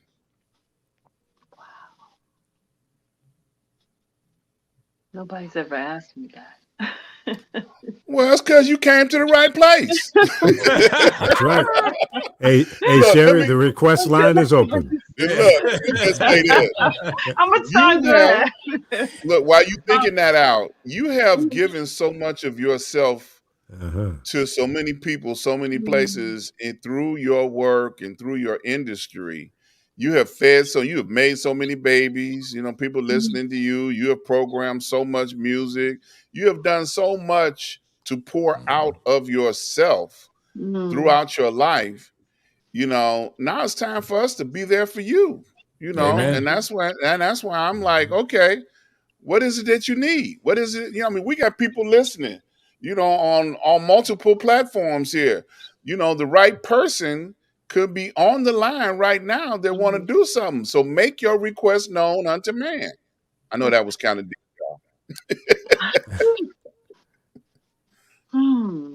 And Ron said he's gonna pay for the next lawyer.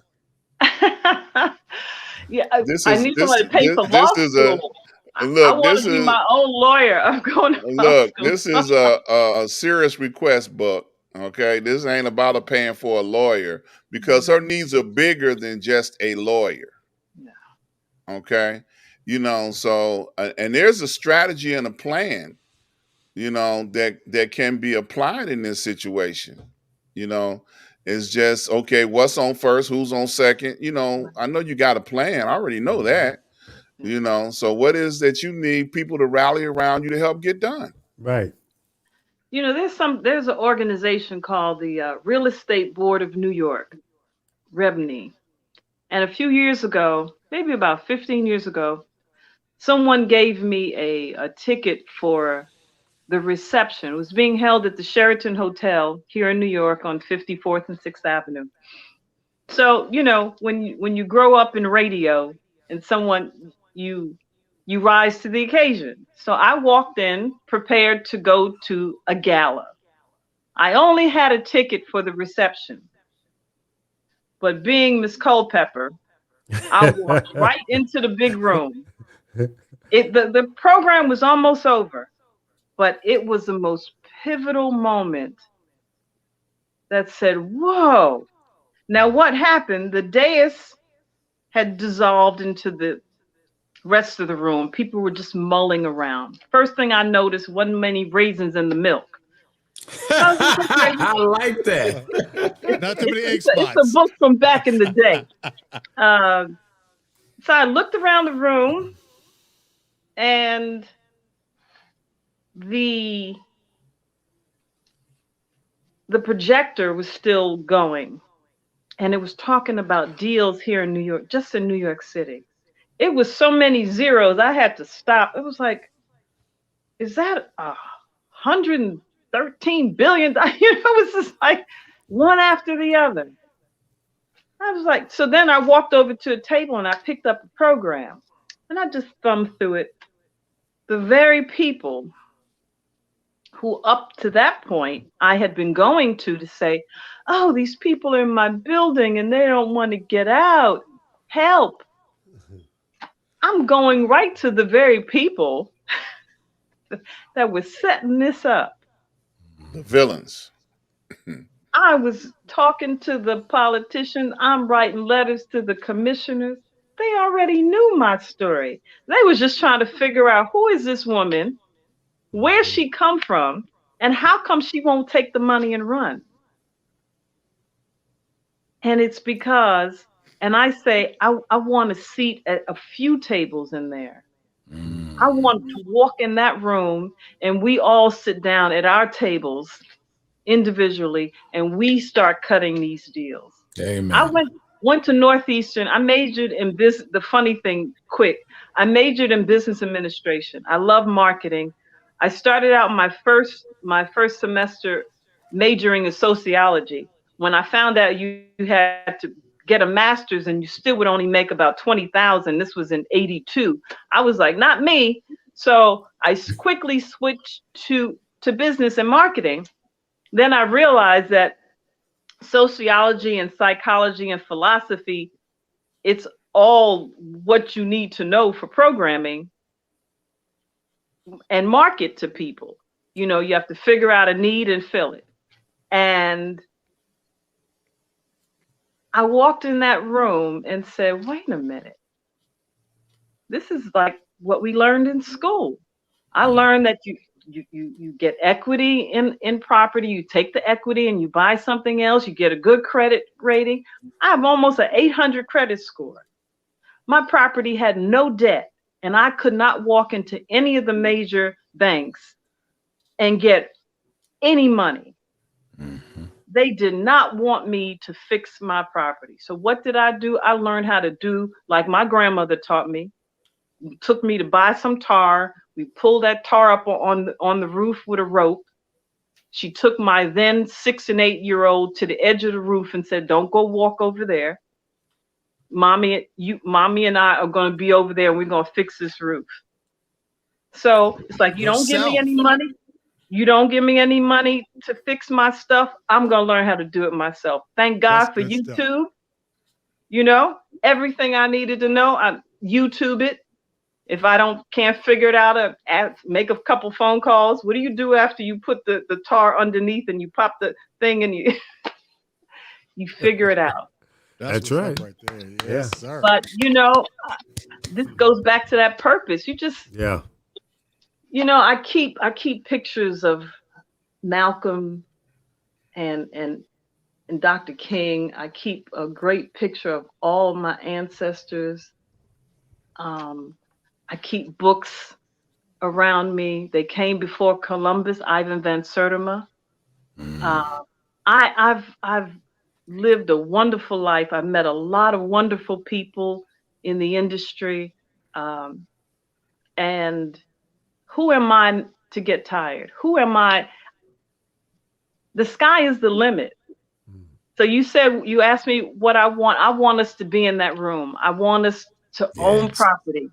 Yes. You know, I want that all of what has been done to us to finally say, for us to stand up and say enough of this. I don't really talk politics too much because I don't, up to now, the politics hasn't been working for us, if we've noticed.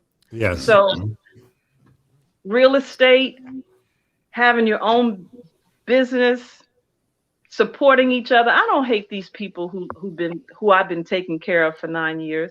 I'm sorry they're in the situation that they want to live here free in a room. Right. You know, Wow. that's what I Mhm. I feel for them. Yeah. Mhm. But the system makes it just like Pavlov's dog. You don't know why Pavlov's dog is salivating when it hears the bell because you missed the programming part. You just come in on the part where the bell is ringing and you see the dog responding. True. So Yeah. here we are, what Mr. Gregory always used to say, you know, this didn't happen by chance. There's something called planned shrinkage. Robert Moses, who was the commissioner in 1978 New York City, they planned ghettos. Mhm. They planned what was going to be routed into our community, into my home. That's why I never left Harlem. I could have left and like a lot of people did. It wasn't pretty in the 60s. It wasn't pretty in the 70s. And it sure wasn't pretty in the 80s. Okay? Once The property once value they keeps going up. well now and I came here like, oh, I want to make Harlem a better place. And now y'all trying to throw me out of Take it here? away. Take Yeah, my absolutely. no, Yeah. no. Because So, it's My worth a lot friends. more now, and that's why they want it. Absolutely. And the same people that moved out of New York City and went to Jersey and upstate and everywhere else, they want to Rockland move back County. in now because the cost of living is so high. You know, gas and the transportation is a problem because the roads are so crowded. Everybody wants to move back in now. So that's what's driving the train. And most people don't outside of New York don't realize that Harlem is still Manhattan. Yeah. So you're right above Central Park. You're not far from Right. where It everything's butts right up happening. So- against Central Park. Exactly. Exactly. So, you know, the property value there is it's a bargain to live in Harlem versus living just a few blocks down in the Upper West Side or worse yet, the Upper East Side. Yeah. yeah. Not only that, you're 15 minutes away, 12 minutes away from New Jersey, 20 minutes away from Connecticut. You know, it's prime location. Prime real estate, And right. it didn't flood during Sandy, you know. So let's Yeah. keep it real. So, so Miss Sherri, with your background, you know, you need to take your expertise Mhm. and take it to the press. You know, blow the whistle on them rascals. Who do you Well, this- trust? Well, I mean, you take it to everybody. You Well, I let understand that. everybody. Yeah, you know, But- you blow the whistle. You take it to CNN. You take it to Fox. You take it to everybody. You know, You you don't don't think pick that and those choose. people don't already know? Exactly. But when you Okay. start crying It's all about a out good loud, story. you know what I'm saying? You know, like I'm a defenseless little woman, and they just picking on me. They ain't got to know you know Tybo. Or Jabbo? you you Or understand what Bozo. I'm saying? You know, it's not a question because guess what? Yeah. No weapon formed against you Come on. shall prosper. Amen. So you ain't got to trust none of them. Okay. Well, let me say You this. gotta have Let a me good say this. starter. I think my cohorts are clearly on the right path. Yeah. You know, every time it's very Sherri. This is one of the hardest shows for me to be on because there's a guy on this program who opened doors for me and defended me and saw the greatness in me. And we see it in you. Thank you. And one of the things that I would give you as advice that would probably come from him if he was talking right now is you need a platform. Because Ron just made an excellent point. You know, you're not going to get anything waiting to be on with Don Lemon. You're not going to get anything waiting to be on with a young lady on MSNBC. Right. We got to figure out what kind of platform can you be on that gives you a voice, because you're coming into the home stretch of your purpose given life. Because see, you done had all the knocks, the bruises, the bumps, the highs, the lows. There's nothing else for you to prove in reference to the left to the right. You see what I'm saying? East Coast, West Coast. So right now, I would turn this back over to my mentor, and obviously yours, and probably everybody else that's on here, because I'm getting ready to get shook, and I'm not trying to do that. But it's time for a purpose. Because you ain't gonna get it being the guest. You gotta be the freaking head. Okay. We gotta figure out collectively, where can we put you in front of people? Right. And right now, you know what vexes me, and I'm glad everybody has an opportunity to do it. TikTok, YouTube, all these platforms out here, and people with zero experience to get a chance to get on here and do everything, excuse my French, shake their ass. Yeah. To make a Show damn their fool ass out of themselves. Yeah. True. And we got to take them same tools. That's why Sherri, that's why we on this show. Because we taking the same tools to promote. None of us on here we all doing our own thing. Ron and Chris have their own shows, and Buck is out here working with different consolidators, with his radio programs and production and everything else. Okay. Oh, great. But you got to have a platform. Right. And I'm not going to be freaking happy until Lee takes you in his arms and gives your ass, and I mean ass, a platform. Whatever you want, Sherri. You know that. There you go. That's why I invited you here tonight, because I wanted to start the fire. And, you know how to produce a show. So it's time for you to produce the Sherri Culpepper show. No, come on. Yeah. Take your calls to the street. Take your calls to the street. That's right. And we'll talk after the show, and we'll get it done. So sounds like a it's plan. Done. What you all don't know is that my building so I had one with my cousins that took over, and then they let other people in. Then I had a vacant building that for years we couldn't get any financing for, and I didn't understand why. Now I know. But I fixed the place up, just doing, figuring it out, doing it myself. And I'd always envisioned a audio video broadcasting facility inside of the brownstone. I never saw myself living there.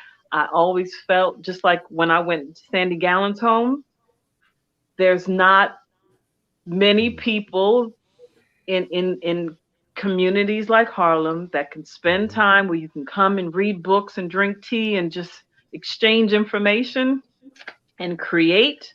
And that's what I wanted to build.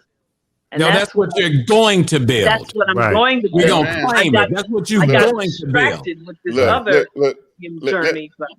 Let me slide this in real quick. Real quick. Yes. This is the 1-year anniversary of this show. Really? And we just launched another one in you. All right. Amen. You see what just happened, y'all? This is the 1-year anniversary of this show. I'm ready. And I'm saying it again, and we just launched you. Okay. All right. Sound effect. All right. Yeah. All right. All right. Look, I'm gonna make sure you got my number so I can help you in any kind of way. Yeah. I talk to Lee all the time. I need to talk to you sometimes. Okay. I'm welcome. Thank you. Yeah, because Lee started talking to him. And input. I appreciate you all. Hey, thank you. Definitely. Whatever. It's your turn to burn. It's your turn. Whatever I can do to help you, I'm there. Yeah. The team is with you.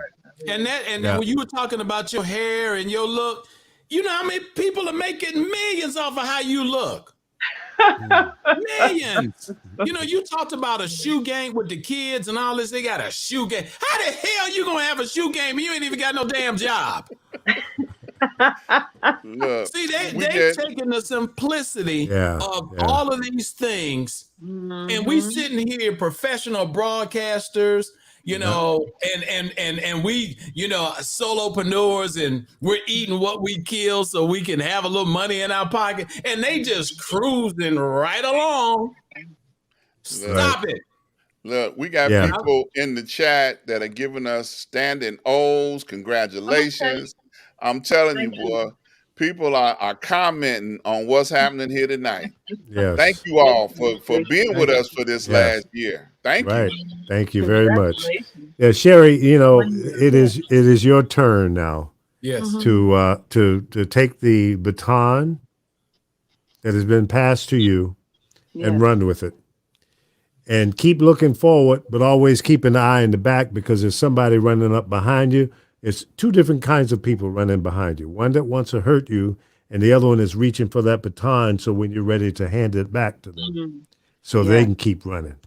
Okay, life is, as I've always looked at it, it's a relay race. And if you don't pass that baton, then the momentum ends. That's why I'm here tonight. I'm out every day. I'm talking to people on the phone.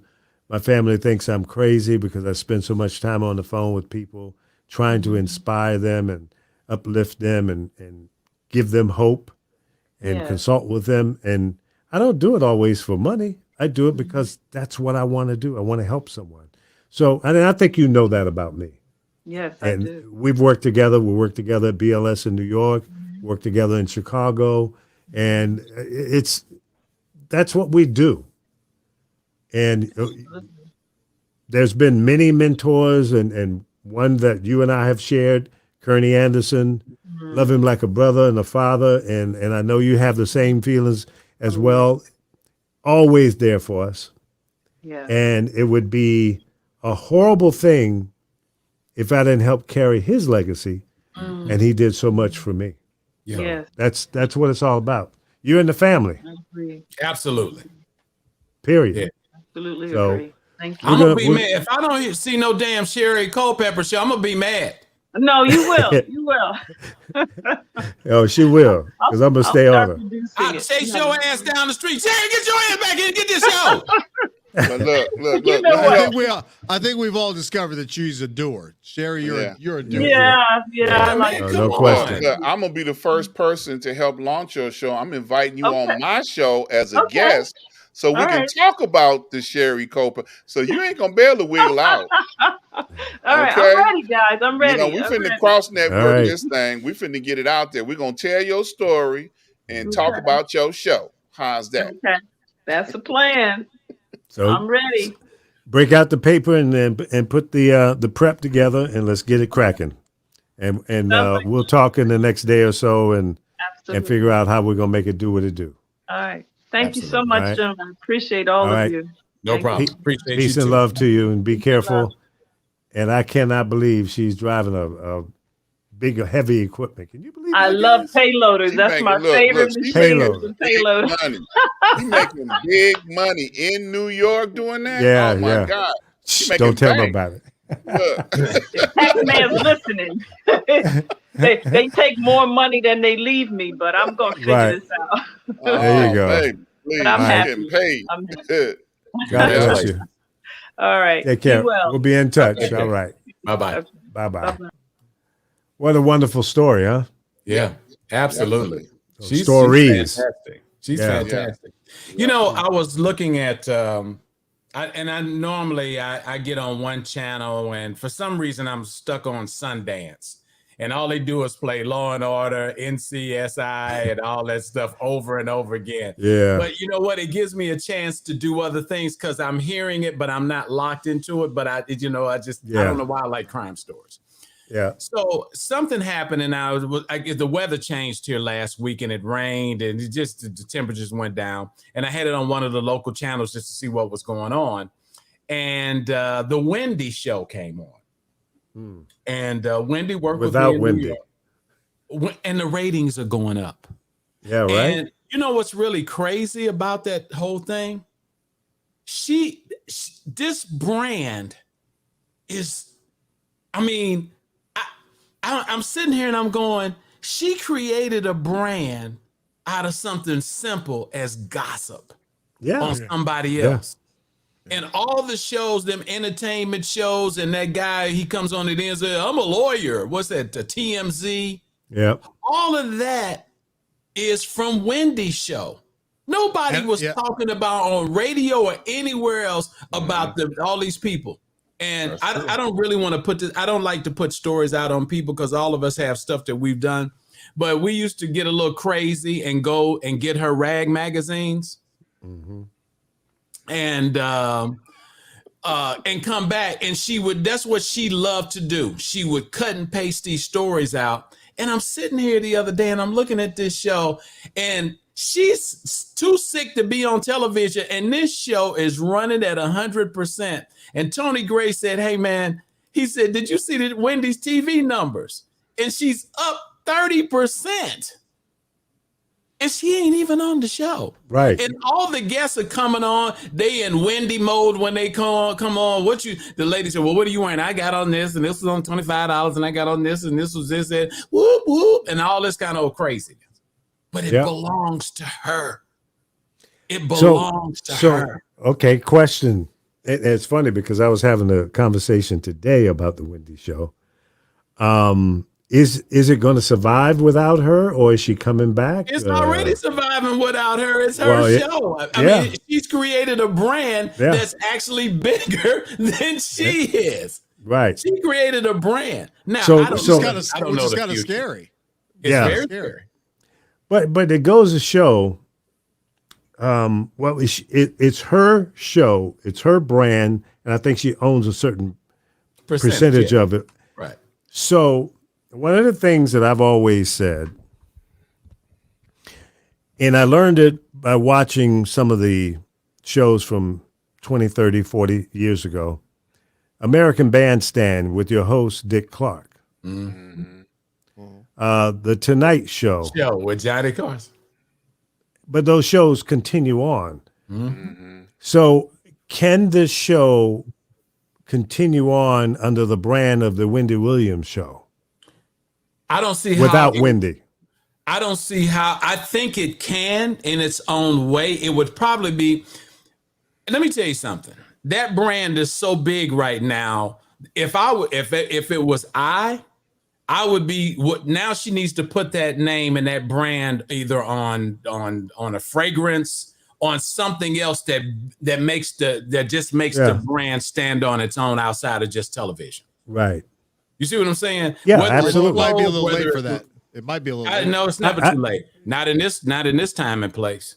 I think it should have been done, years ago, and then that way by now it would have its own legs. But without her pushing it, promoting it, and they're on a daily basis and making that happen, it might be a little difficult.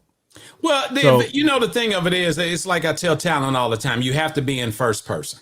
Yeah. You can't name something the Buck Wild show, and then you're bringing on guests and everybody else is doing the talking. And when you name a show that the people want to see who that person is.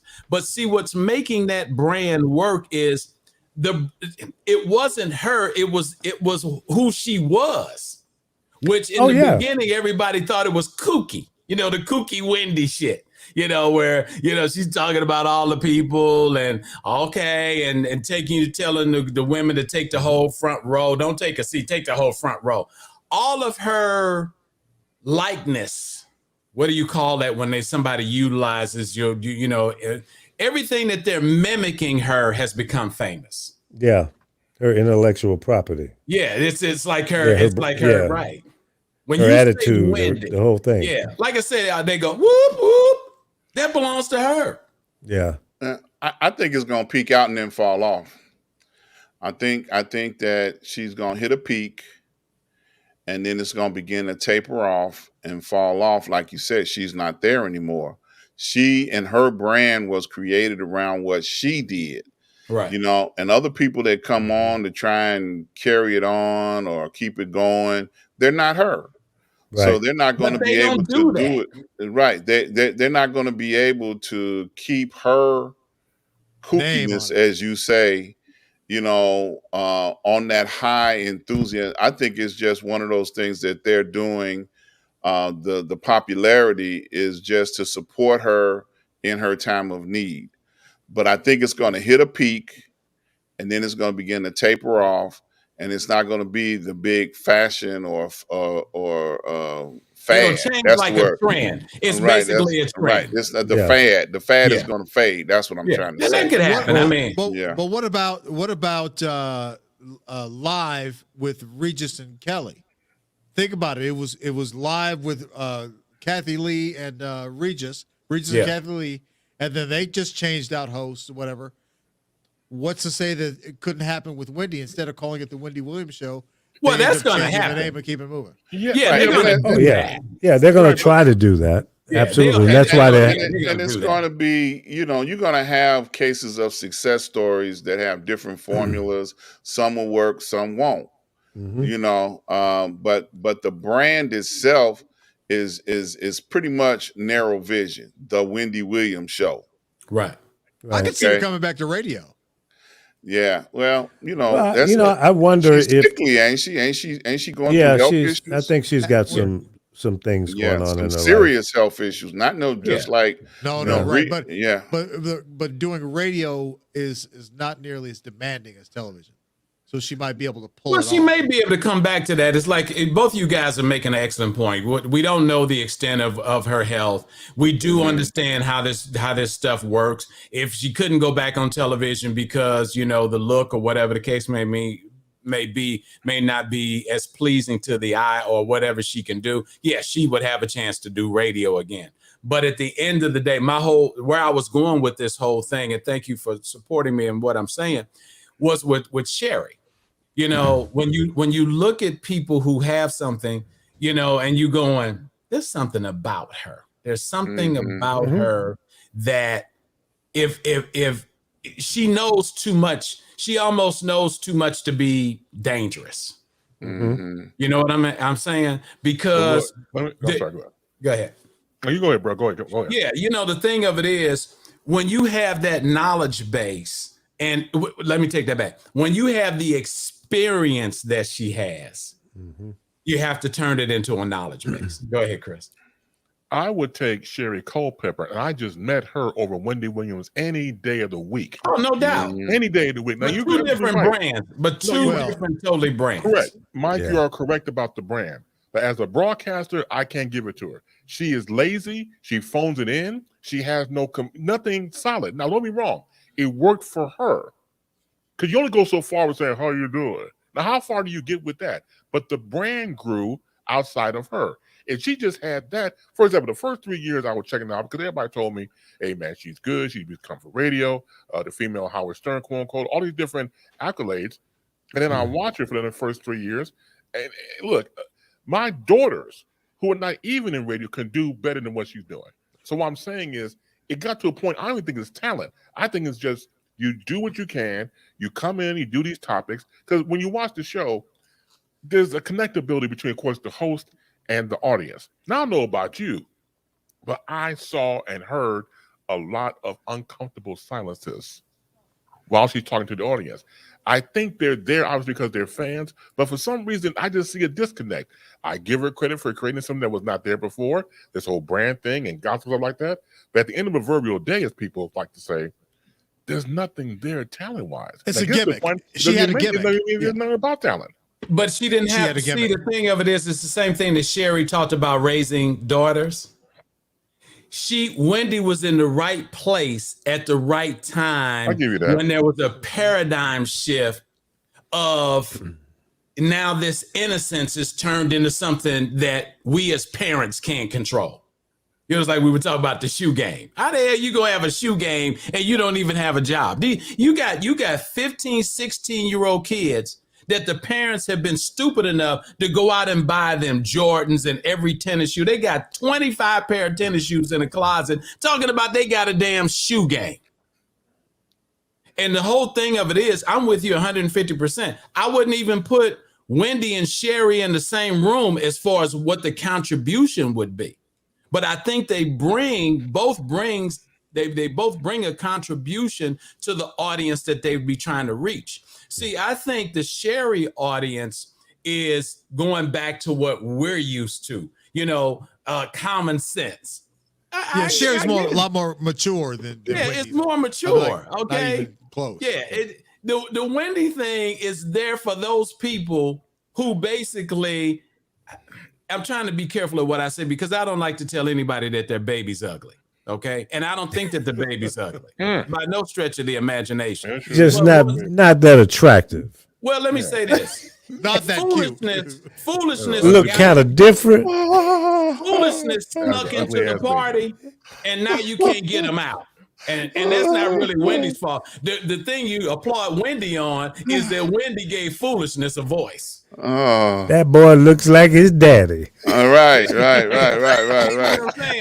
His daddy ain't that hot looking. Although there could be a lot of people who would say that that foolishness voice, that whole gossip thing, probably should not have gotten a voice. Like maybe it's not a good thing.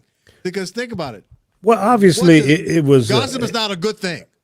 Well, no, it isn't. But people thrive and enjoy that. It's a form of entertainment, if you will. Yeah, but some people buy into it just like anything else. I mean, they eat it up. They eat it. But it's no difference than politics. But it's not a good thing, though. Gossip, and we already know it's not a good thing. Right. Yeah. Nobody gonna argue that point. Nobody's gonna argue that point, whether it's good or bad. I'm with Chris. Well, because we're guys. If we were women, we might say, "Oh, there's nothing wrong with gossip. Gossip's great."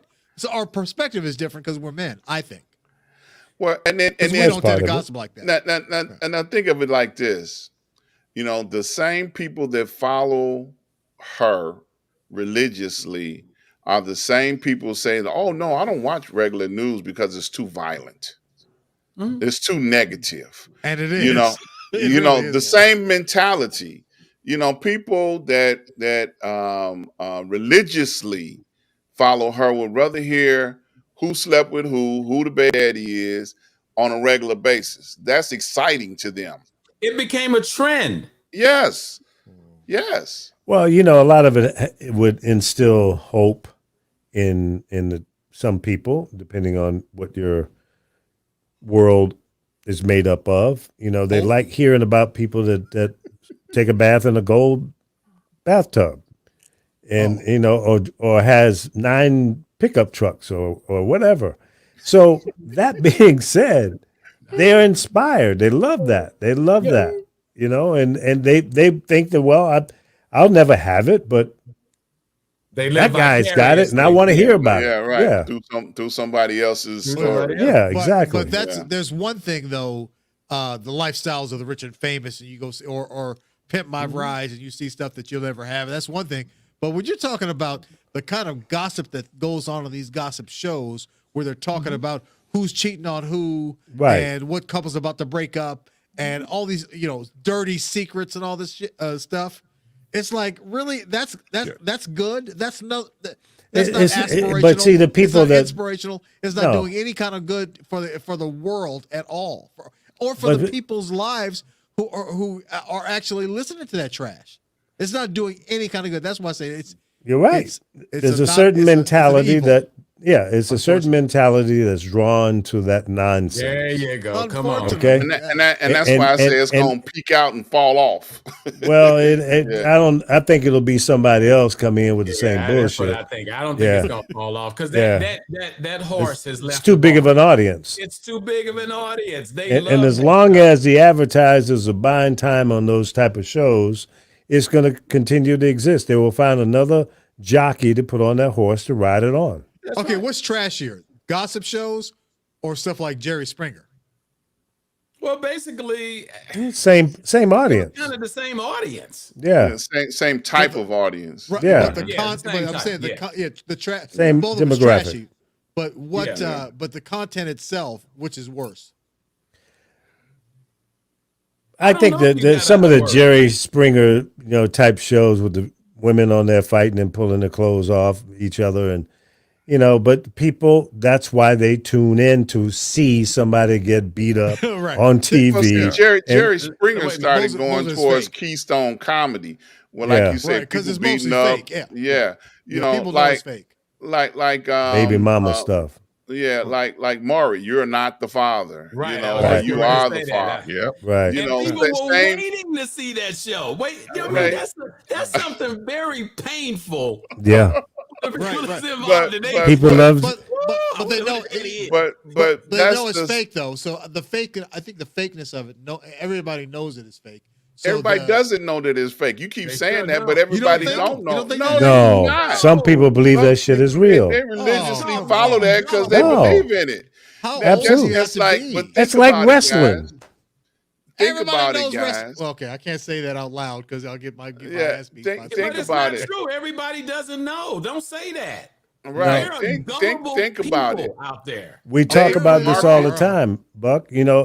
People don't process what they see and hear, taste and feel the same way as somebody else. Right. That's why there's so many misled people by our politicians. That's why so many misled people that watch those type of shows, because they buy into it. They believe it. That's They eat it up. unfortunate. They consume it. And you Because got their minds are made up. They're wired differently than yours.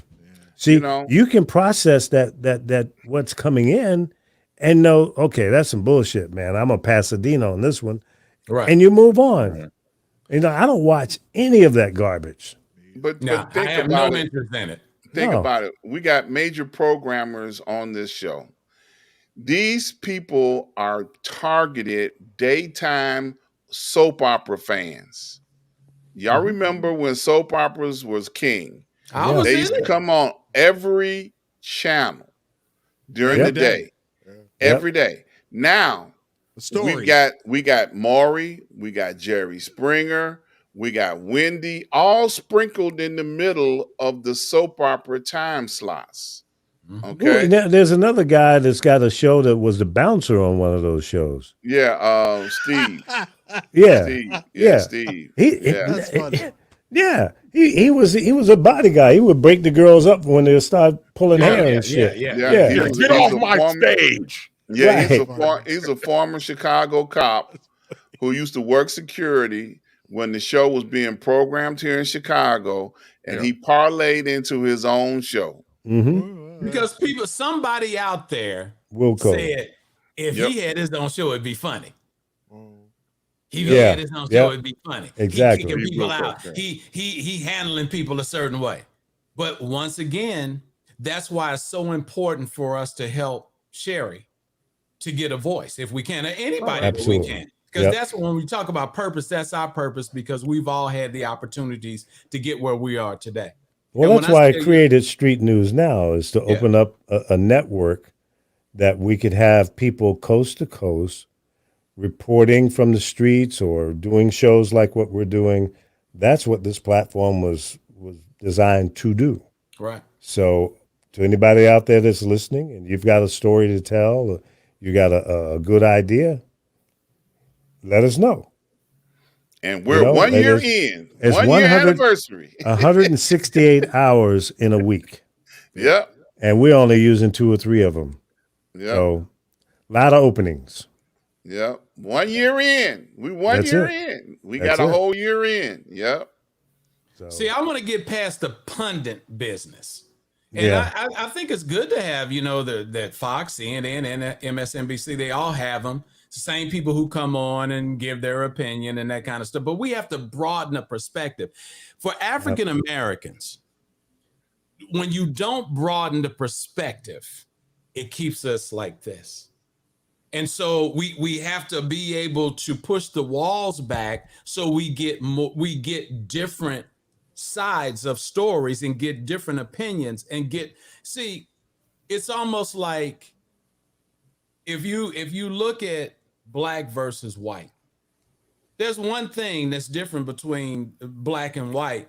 We are 5 different shades on the least side of black. I haven't seen any dark white people. You know what I mean? I mean, Yeah. they checked, didn't you? They was there on the 6th. Sicilians. They was there No, on I'm the talking 6th. about Americans. They were I'm there talking on the about- 6th. They were Yeah. there on the 6th. Yeah, they Yeah. was there. They were there. I didn't see, but I'm just saying, look at our colors here. Look at this flag of colors. I mean, you're a different light skin, Ron, than Lee is. Buck, you're a different light skin than Chris. Red. I'm a different light skin than the next person. And the thing of it is, I mean, you know what I'm saying? We have so many angles, hues that when we put them out there, it will overtake. And that's the whole reason why they don't want us to be exposed. You see what I'm saying? All the other races are pretty much, there's a little slight difference in the hues. Ours are vast. I've seen, when you talk about black people, I done seen some black people. You ain't the only one. You know what I'm saying? And I'm going, damn, you are black. So And black, you blue. Right, so black, you blue. I mean, beautiful people. Don't get it twisted. But that's what I'm saying. When you see, we have so much to give, and we got to push that gate open. We got to get on that Trojan horse and roll through. We got to get on that horse and roll through, because if we don't open it up, if we don't show the Sherrys, if we don't show the Wendy's, if we don't show all these variations, they're never going to get it, because they think we all look alike and we all sound alike. And I have to give credit to the kids. The kids are trying to break that mold. They just don't have the guidance.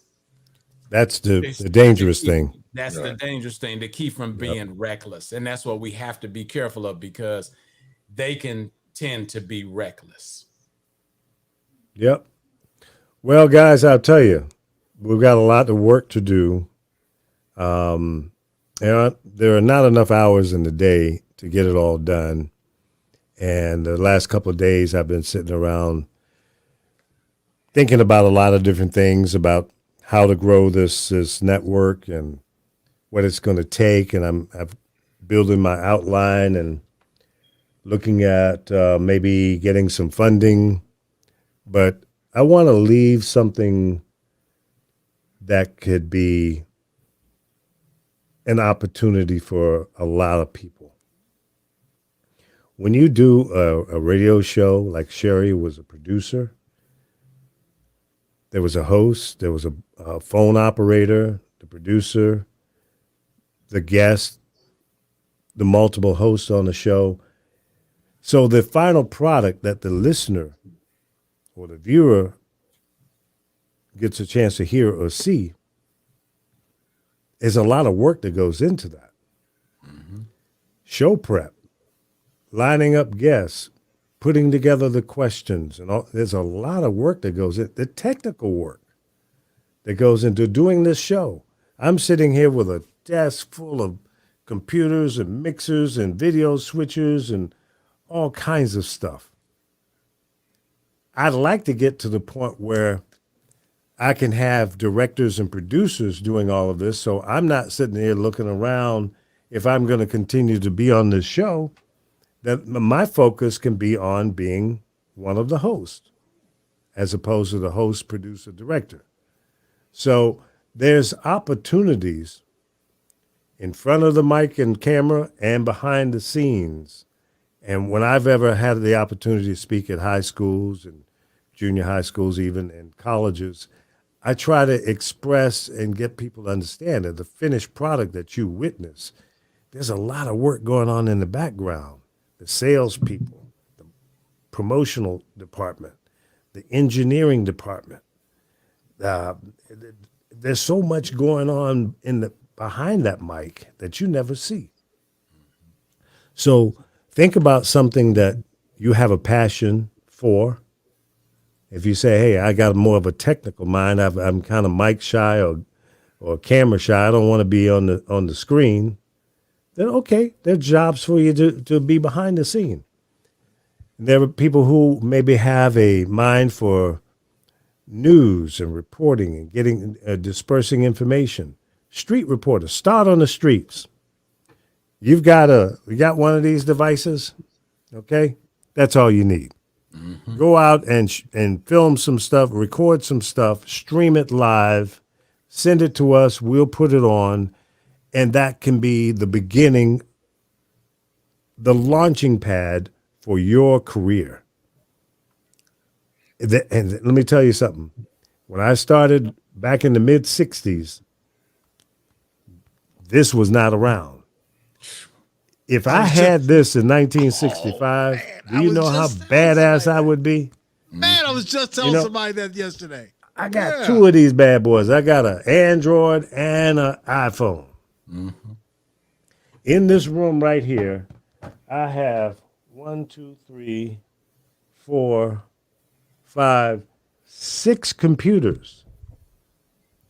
I have 4 monitors, a mixer, 2 video switchers, a video editing console, speakers, lights, all kind of poles that's holding stuff up in the air.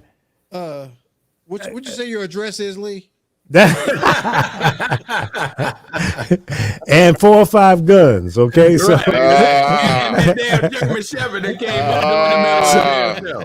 so I've been buying stuff and learning how to use this equipment for a long time. And the idea, the dream, and the goal is, and I'm just talking about what I have here. The other 4 or 5 people that's on here right now, they have a bunch of stuff too. And that's what it takes. But you don't have to rely on trying to get a job in broadcasting, because you can have your own show. Absolutely. Right now. And I think we ought to do a show on that one night. Yeah. Just on the equipment. Yeah. In fact, I've in my notes, I've got a series of stuff that I want to do, unboxing and stuff like that. This is my latest toy, and I've had it for a few months now. This is made by T-Mobile. It's called a home 5G joint. Yeah, home internet. 5G. Do you know this thing costs $50 a month if you do, automatic pay, $60 a month otherwise. But the upload and download speed is faster than what I'm paying $249 for with Cox cable. Wow.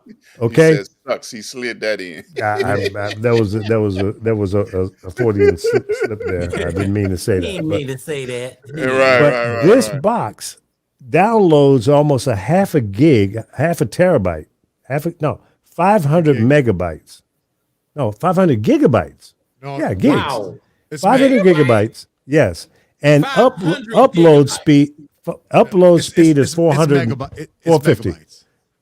Megabytes? It's megabytes. Is it megabytes? Okay, megabytes. Yeah. Almost a gig, half a gig. I'm paying $50 a month for that. My cable's $249, and the download speed on the cable is 175 megabytes and 10 megabytes up. I can send. How much for it? What, the cable? For the sucks cocks. $249. That's for cable, internet, and one telephone line that doesn't even and doesn't even have a phone plugged into it ever. I don't even know what the phone number is. Wow. And this is $50 a month, more than triple the speed. And it's 5G. I could actually put this in my car. I pay $20 a month for, what is it? Not Verizon. Verizon, T-Mobile. What's the other one? AT&T. AT&T Mobile built into my car, and it sucks. I pay $20 a month for that, and it's 4G sometimes.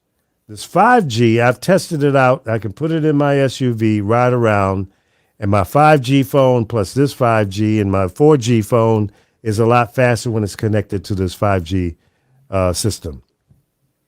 So when I get into areas where there's dead spots on my 4G, the 5G is still kicking.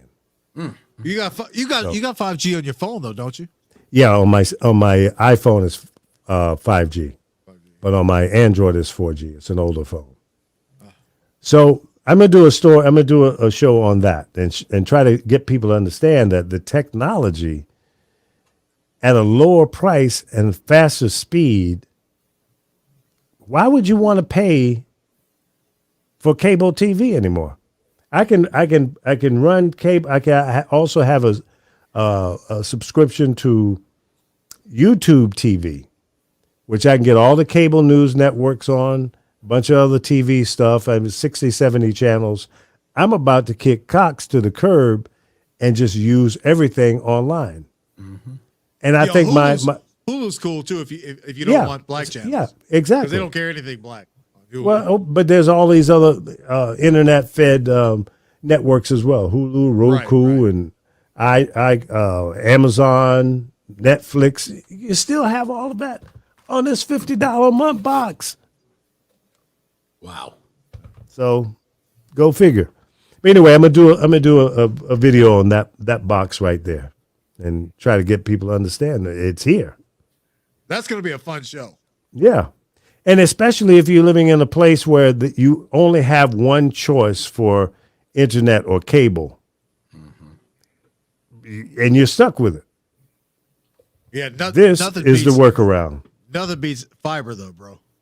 Oh, yeah. Well, fiber is blazing fast. It is. It's a gigabyte or more. Gigabit. And up and down. And down. It's equal. Yep. Mm-hmm. So this 5G is damn near equal. It's at plus or minus 20 megabytes. Really? Oh, yeah. Yeah. 475 down I'm getting and about 450 up. Get out of here. That's awesome. I sent Ron a file, the 3-hour show last week. It was done in like 15 minutes. Oh, that's good stuff. Video file, 1080. Whereas on the cable modem is at 10 megabytes up.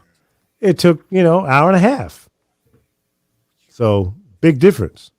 Big difference. Wow. So that I mean, there's so many different things that most people don't know about. And if you had something like even just a regular cable modem, no matter what your cost is, you can stream, you can record podcasts, upload them to various places where people can see and hear your story, sell your products and services, and you own it. See, that's what I'm all about, ownership. Yeah. The lady, DW, the church girl, she wants to know the name of the box. It's called it's T-Mobile's home internet. But it's not available everywhere, though. It's not available everywhere, but wherever 5G is, it's straight.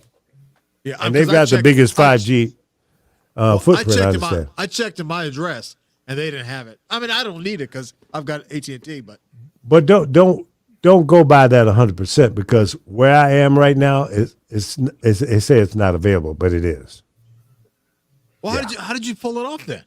I just bought it. You just bought it and looked it up and said, "Oh, well, there you go." Yeah. I took a chance. I mean, if it didn't work, and no contract. No contract. Good idea. That's smart. Yeah. So I mean, hell. That's why he's the legend. Right. No, I'm called always on the cutting edge.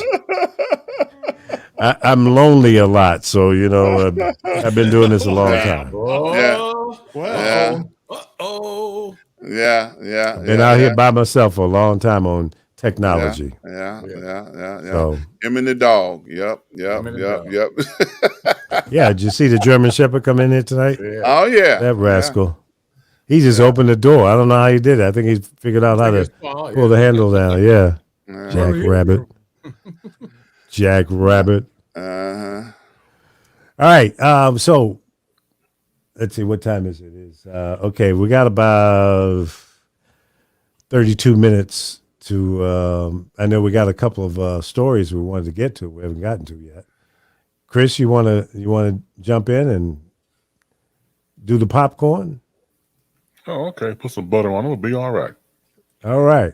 All right. So we just had witnessed day 4 of the Kyle Rittenhouse trial.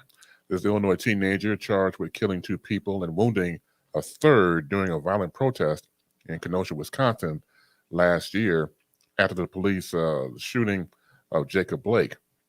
In addition to the counts of intentional, reckless, and attempted homicide, reckless endangerment, and curfew violation, Rittenhouse, who is now 18, is charged with possessing a firearm as a minor, and that's a misdemeanor. And that was the AR-15 style rifle that we saw him hold in the videos. You have to check this in a situation called the fixes in. So anytime you look at or how a trial is about to uncover, when you get of course, we talked about earlier about other trials where it's supposed to be a jury of your peers, but if you're African American, you got one piece on the trial, on the only one person that looks like you. That's not going to be a fair trial of your peers. We all know that. Judge Bruce Schroeder denied a prosecution motion to prohibit the defense from referring to the people Rittenhouse shot as looters, rioters, and arsonists. Now, this request came from, in part, to counter Schroeder's ban on referring to the same people. Now, this was Joseph Rosenbaum and Anthony Hubert, who he shot and killed, and Gage Grokois, who was wounded, as victims. So you can't call them victims, even though where I come from is victims. Schroeder considers the word victim a loaded word and routinely bans it in the use of his trials unless someone has been convicted of a crime against that person. So as we go back to this whole thing that unfortunately had happened, a 17-year-old Kyle Rittenhouse residing in Antioch, Illinois, probably somewhere in his room eating cookies and milk, gets a militia advertisement online and asks his mother, "Mommy, could you take me to Kenosha, Wisconsin so I could be a part of this militia?" And Mommy says yes. Her name is Wendy Rittenhouse. She takes her son, travels across state lines from Illinois to Wisconsin, drops him off right there in the middle of what was going on during that time. Rittenhouse, being 17 years old, and his rifle, when you look at the video, it reminded me of when you hear about certain police officers in certain situations, and the ones who are truthful, yes, but the ones who use the term "I fear for my life." That's the first thing they say, and everything that goes into internal investigation. Rittenhouse literally feared for his life because he shouldn't have been there in the first place. What makes you think at 17 years old that you belong on the street with an AR-15 style rifle shooting people? He looks scared to death. He kills 2 people. He's rewarded for it with certain people on the street, officers and the like, give him a bottle of water. It doesn't make any sense. The case is still pending, as we know, going to day 5 tomorrow. But when you look at things like, for example, his lawyer, Mark Richards, used the N-word more than twice in his opening remarks. Now, he's using the N-word, but the judge is telling you, don't refer to them as victims, but the N-word is cool. The whole case makes anybody want to vomit because he should not have been there in the first place. Name me a 17-year-old wants to go from a state to another state, and once again, not even driving himself. Your mommy got in the car, so she should be investigated too for doing some dumb shit like that in the first place. Over state lines with the rifle and killed 2 people. We know how the trial's going to fix it up. Hey, he feared for his life. He was trying to help out and things of that nature. No, this should be an open and shut situation. But we know, depending on the people and the players involved, my people, the fix is already in.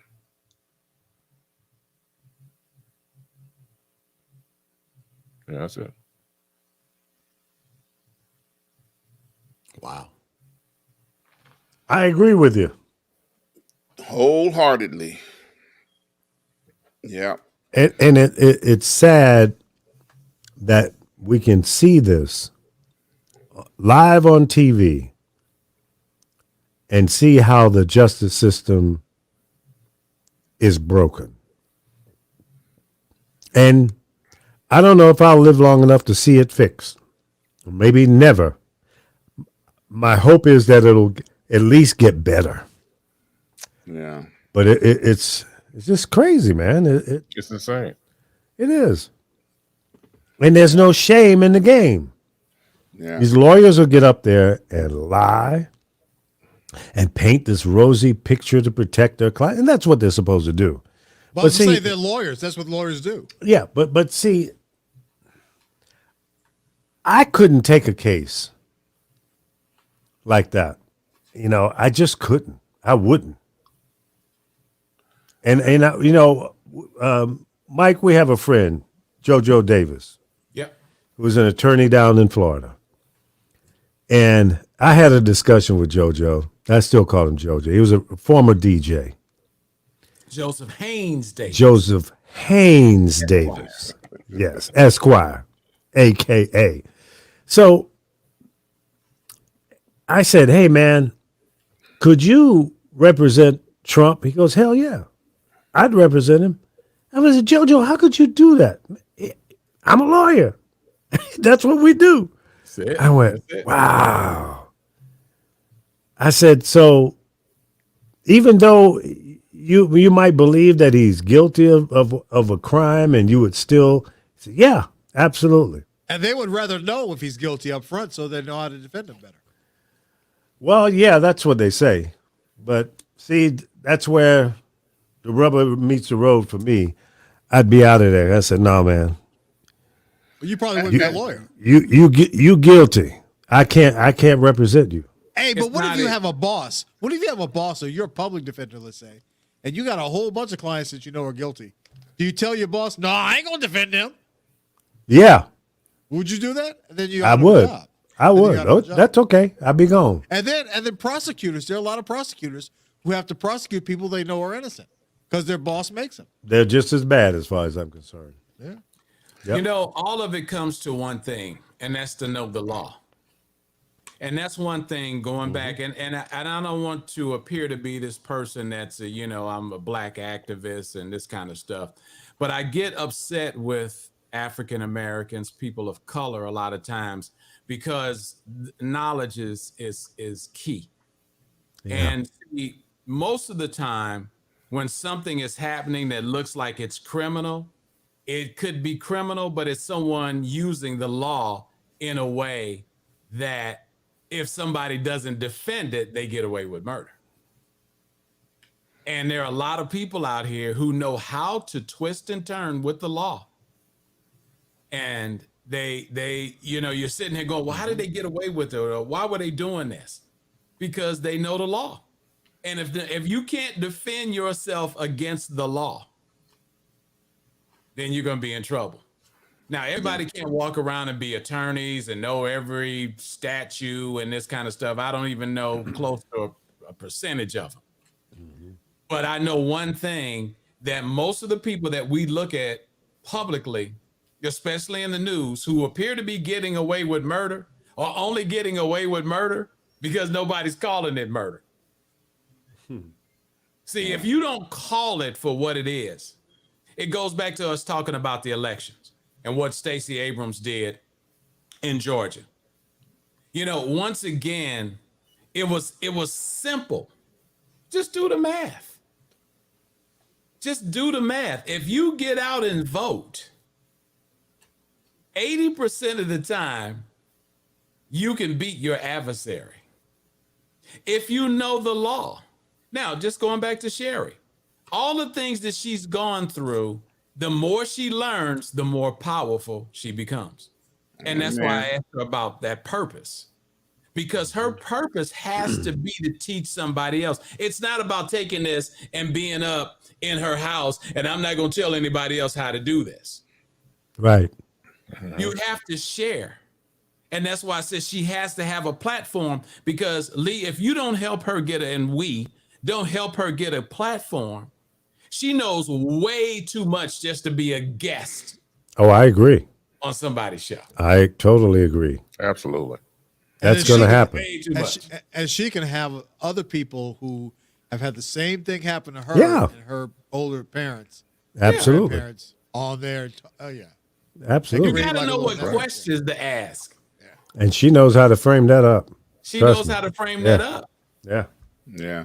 The thing about this case, we got to remember they're trying this case in Wisconsin.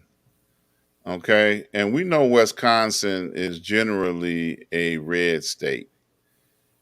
For this, little young white boy to go up there against the black people that's disturbing the peace, he felt like that was a call to action. Yeah. He You drove know, up from Illinois. Right. Yeah, and like you say, Absolutely. he had his mama drive him up there. Yeah. And he went up there with the explicit purpose. I'm gonna give me some black people today.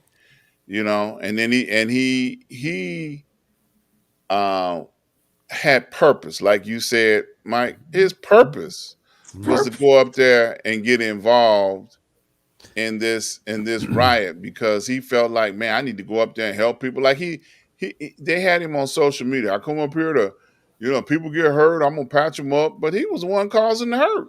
Yeah. Right. He wound up being the one shooting 3 people, killing 2. See, when you have that firepower in your possession, you get this false sense of power and control and purpose. And that's where it went wrong. Yeah. This guy was young and dumb Yep.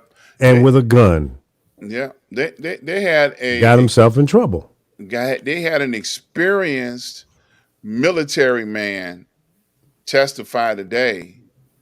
And when he said he looked at that young man, he knew that he was not supposed to have that kind of firepower in his hand because he was too immature to be able to handle it. And they said that they testified that in open court. So the prosecutors are exposing all the wrongs in his way of thinking, for getting involved in this battle that he had nothing to do with. He put himself in this. Right. And like Chris said, the fix is in. Now they're going to do everything in their power because there were tons and tons of people that put up his bond that were, 45 supporters. They made sure that they let him know, we got your back, young man. They let him know that. Right. So he doesn't even feel like he did anything wrong. There's no sense of remorse. There's no sense of why y'all bothering me. That's his attitude. Don't you realize I'm white? I got privilege. Why y'all messing with me about this? I got to come all the way up here, to do this. Oh man, y'all bothering me. Not even realizing that if he is found guilty, and I use the word if very loosely, he can serve life in prison. I don't think that'll happen. Well, I think what'll happen is if and when they let him off, the feds are going to have to pick this case up. The All feds are going depends to on have to everything get. what they got. Well, I mean, the court of public opinion dictates that they look at this case and the evidence that's presented. Right. It dictates that the Department of Justice has to pick this case up. Let's see if they do it. That's Yeah. the $1 million question. Let's see if they do it. Yep, that's the $1 million See, question. that's the whole thing with power is where you put yourself, what positions you put yourself in. And like I said, I hate to keep beating this drum, but there are a lot of things that happen to us that don't have to happen because we don't put ourselves in a powerful situation. We're sitting around waiting on entitlement for somebody to give us some. Well, you should have did that for me. I don't know why you're sometimes you have to take what's there. Because if you don't take it, somebody else will. That's Absolutely. right. When I live in the country and I'm looking at people who are just looking at somebody living in a mobile home is just as poor, so to speak, as someone in the projects or in the ghetto, whatever you want to call it. The only difference is that they don't have a neighbor on top of them or beside them or under them. if you were living in a project, if you will, back in that era. But let me say this, Lee, they don't have to have that Mm-hmm. because it's not about that. It's about the agenda. See, Yeah, that's you true. have to have an agenda that protects you.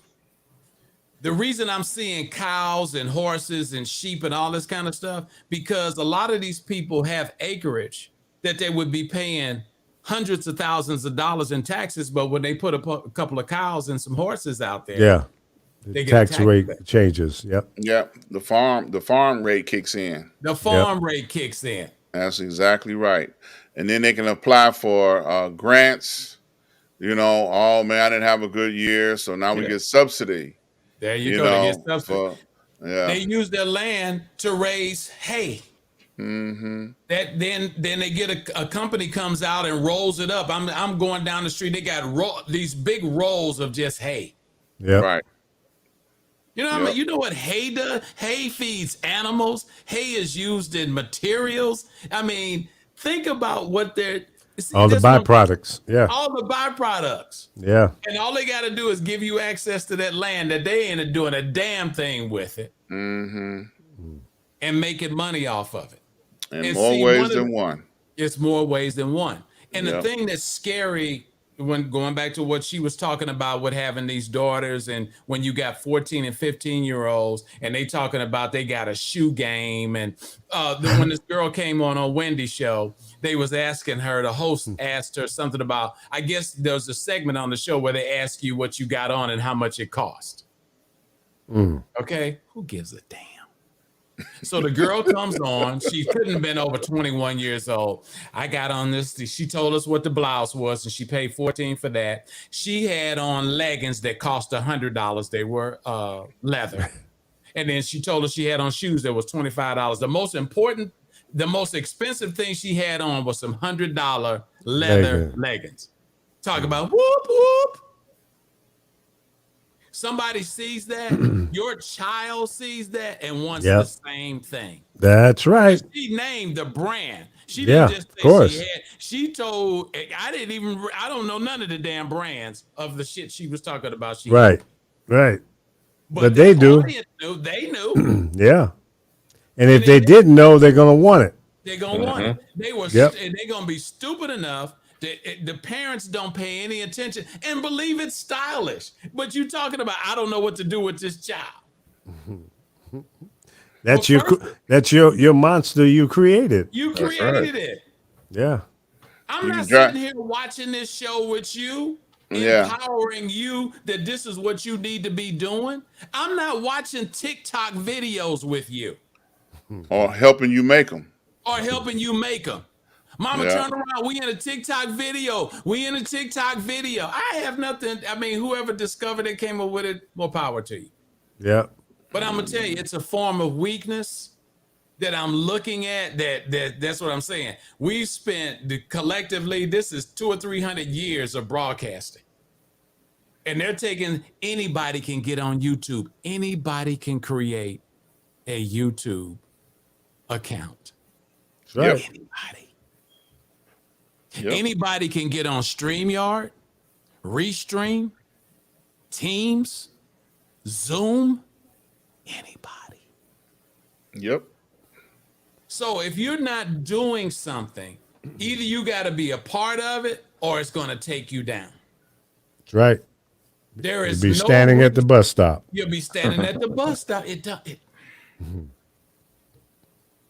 It's right there. You got two phones, an Android and an iPhone. You, like you just said, you can get all of this stuff. You can circumvent your bills by not having Buck and I are sitting here, got AT&T, and every time you turn around, I don't know about him, but they got a reason to raise the damn bill. Mine stays the same though, bro. Yeah, well, you kind of frugal. You always been that way. Yes, I am.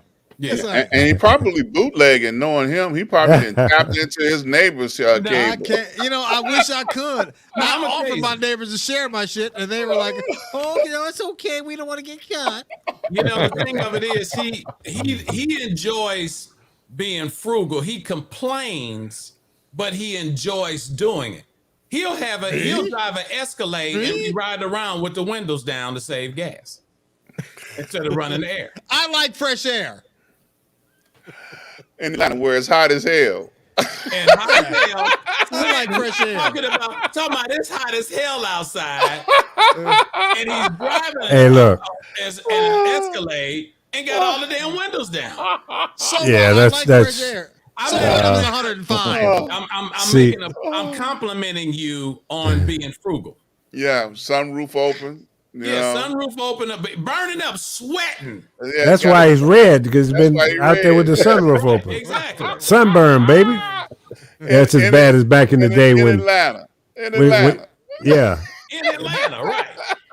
Back in the day, we used to ride around with the windows rolled up and it's, 85, 90 degrees outside and no air, but they had the fan, coming out of the dashboard. Right. But you try to pretend you had air. Right. You're in there sweating. Right. That's a dumbass. That's right. funny. Yeah. I know guys used to do that. But that's what I'm saying. I'm giving you credit for being smart enough. You know how to save money. I've seen you get a truckload of money, buy you a house, do everything, and then do this. He got the car he wanted. That's all he cared about. He wanted an Escalade. Yeah. No, it was the Porsche that I really wanted. The Escalade. The Escalade was just something to drive, be comfortable in. Yeah, why don't you get a Suburban? It's too big. The Suburban Like and Navigator, Escalade are the same size. Stop it. No, they're not. No, they're not. Yeah, it is. They are. It's the same. Wait a minute. Which Escalade did you get? The shorter one? The short one, short wheel. Oh, okay. Yeah. Well, you could get a short Tahoe. wheelbase. You're right. Yeah. Right. That's what I'm saying. And save yourself probably $20,000. Oh, I got to use. I got to use, bro. I didn't buy it new. You wanted an Escalade. Yeah. Okay. Yeah. Hey, that was the nicest car I had ever had, though, man. Right. That's what I said. Hottest. Oh. But you should have got the big one. I go to visit him, and the first thing he did was took me where his cars were. Damn right. Damn right. Right. And I'm like I said, this ain't a fault. But this is what I'm saying. You have to be, if you know what you want, that's why I said, I'm not talking about you bad. I'm giving you a compliment because you can have whatever you want if you're willing to make the damn sacrifice. That's what's wrong with us. We're not willing to make the sacrifice. Listen, I always lived below my means. Yeah. I just happened to have enough money at the time. I bought that Porsche cash. I wasn't going to finance no car. The Escalade, I didn't finance it. You still got the Porsche? Yeah, it's in the garage. Is it run? Yeah. No, that didn't sound too convincing. It needs a tune up and oil change and need some tires. I almost killed myself so many times in it. It's like, whatever. Yeah, it's a museum piece now. He just goes by to say hello to it, once in a while. But at that time, he got a house. He got the cars he wanted. He got everything I was happy for him because he got everything he wanted. Right. That's the drive and determination you have to have. It's like you talking about. And that's fine. I mean, you work hard. You should have one or two things that you've always wanted or luxuries, if you will. And you just told us about 9 damn computers in there. You got everything you want. Well, in one room.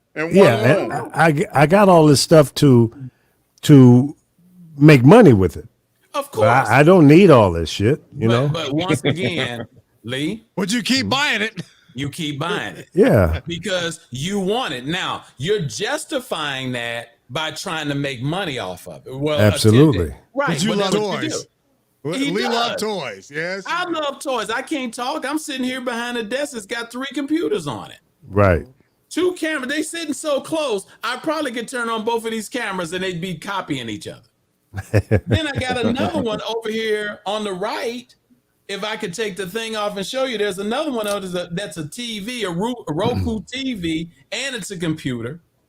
And there's a blue microphone and a chair over there. I have a whole office they ain't big enough to have an office 2 arm lengths away from me while I'm sitting behind a desk. Right. You see what I'm saying? But that's how You know, the moment you can achieve what my dad worked at General Motors for 35 and 3/4 years, and he never left off the 3/4. My dad worked at Ford for 35 years. That's so funny. Yeah. Yep, on the assembly line.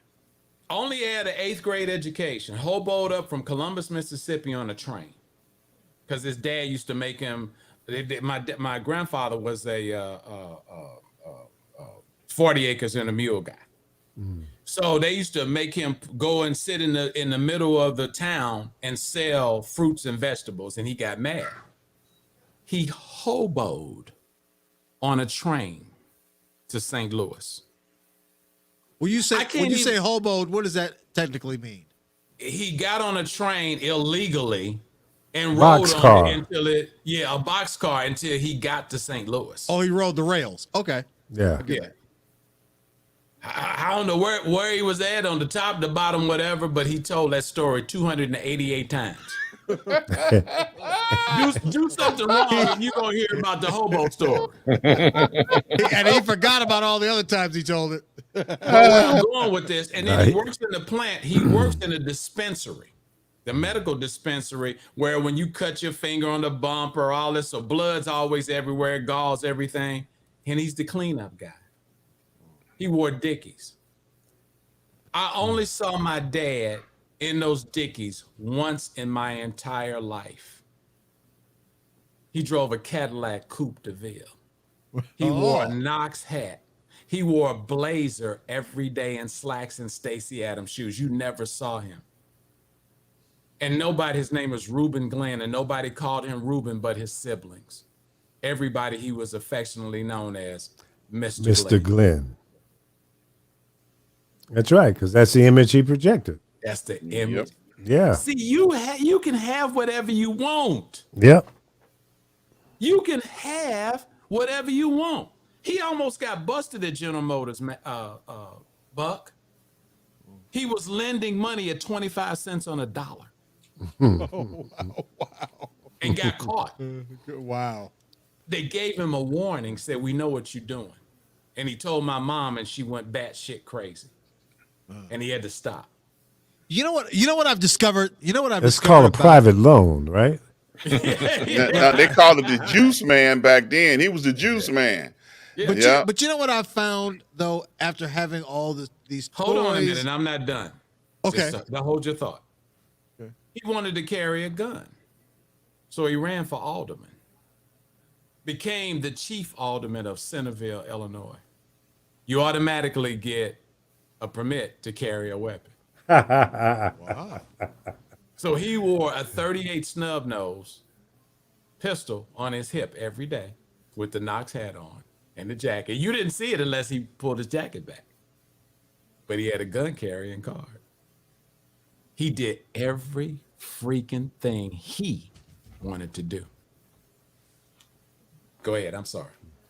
You know what I was going to say, though, about getting things? You're like, you can have whatever you want as long as you're willing to work for it and do what it takes.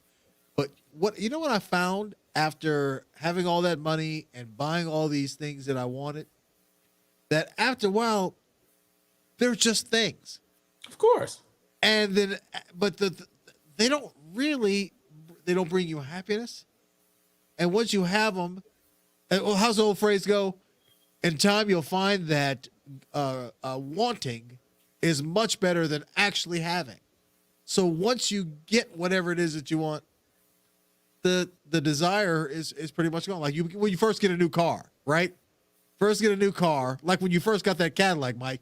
Remember when you first got that Cadillac, that XLR? The XTS. XTS.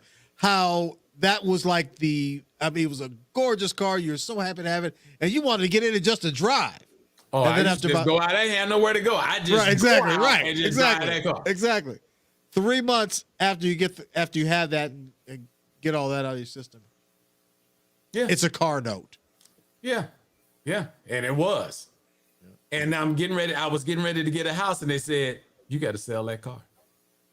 Look who's on the building. Professor.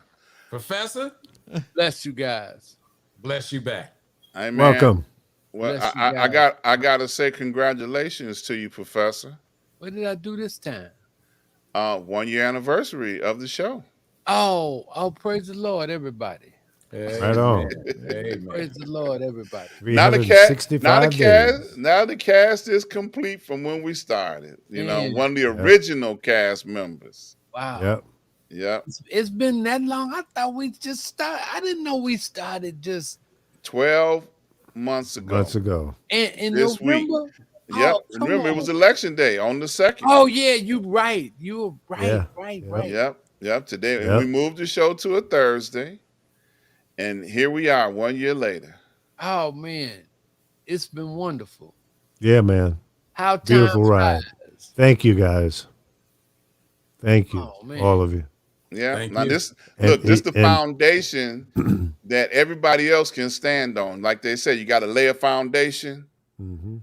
and then everybody can build upon that foundation. Well, this is a solid rock here, like Mike just said. 300 years of experience in broadcasting. If you can't build on that, Wow. something wrong with you. Something That's- wrong. That's Something wrong. You know, so we, this the foundation. Street news now can be built on this solid rock. Yeah. Amen. Yes. Amen. Amen. Yep.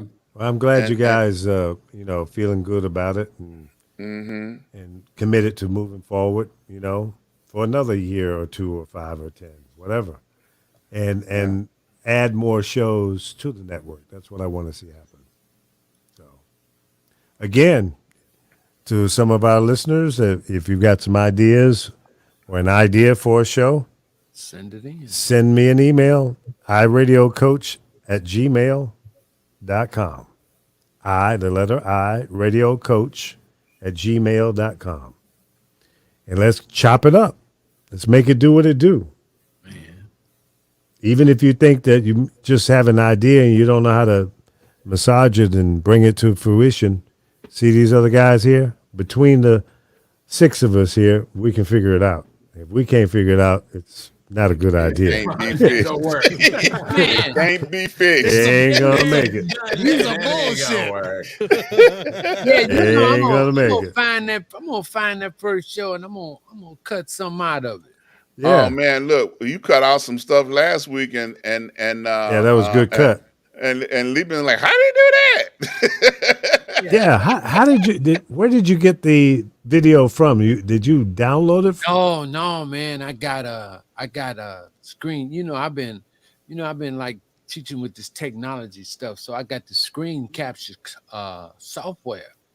So I ran it. So you play it, then it. Yeah, Okay. yeah. Okay. Oh yeah. Yeah. All right. I got it now. I got Snagit, and I pulled it on Snagit, and then Oh, okay. and after I put it in Snagit, then I dropped it in Adobe Premiere, and just cut it.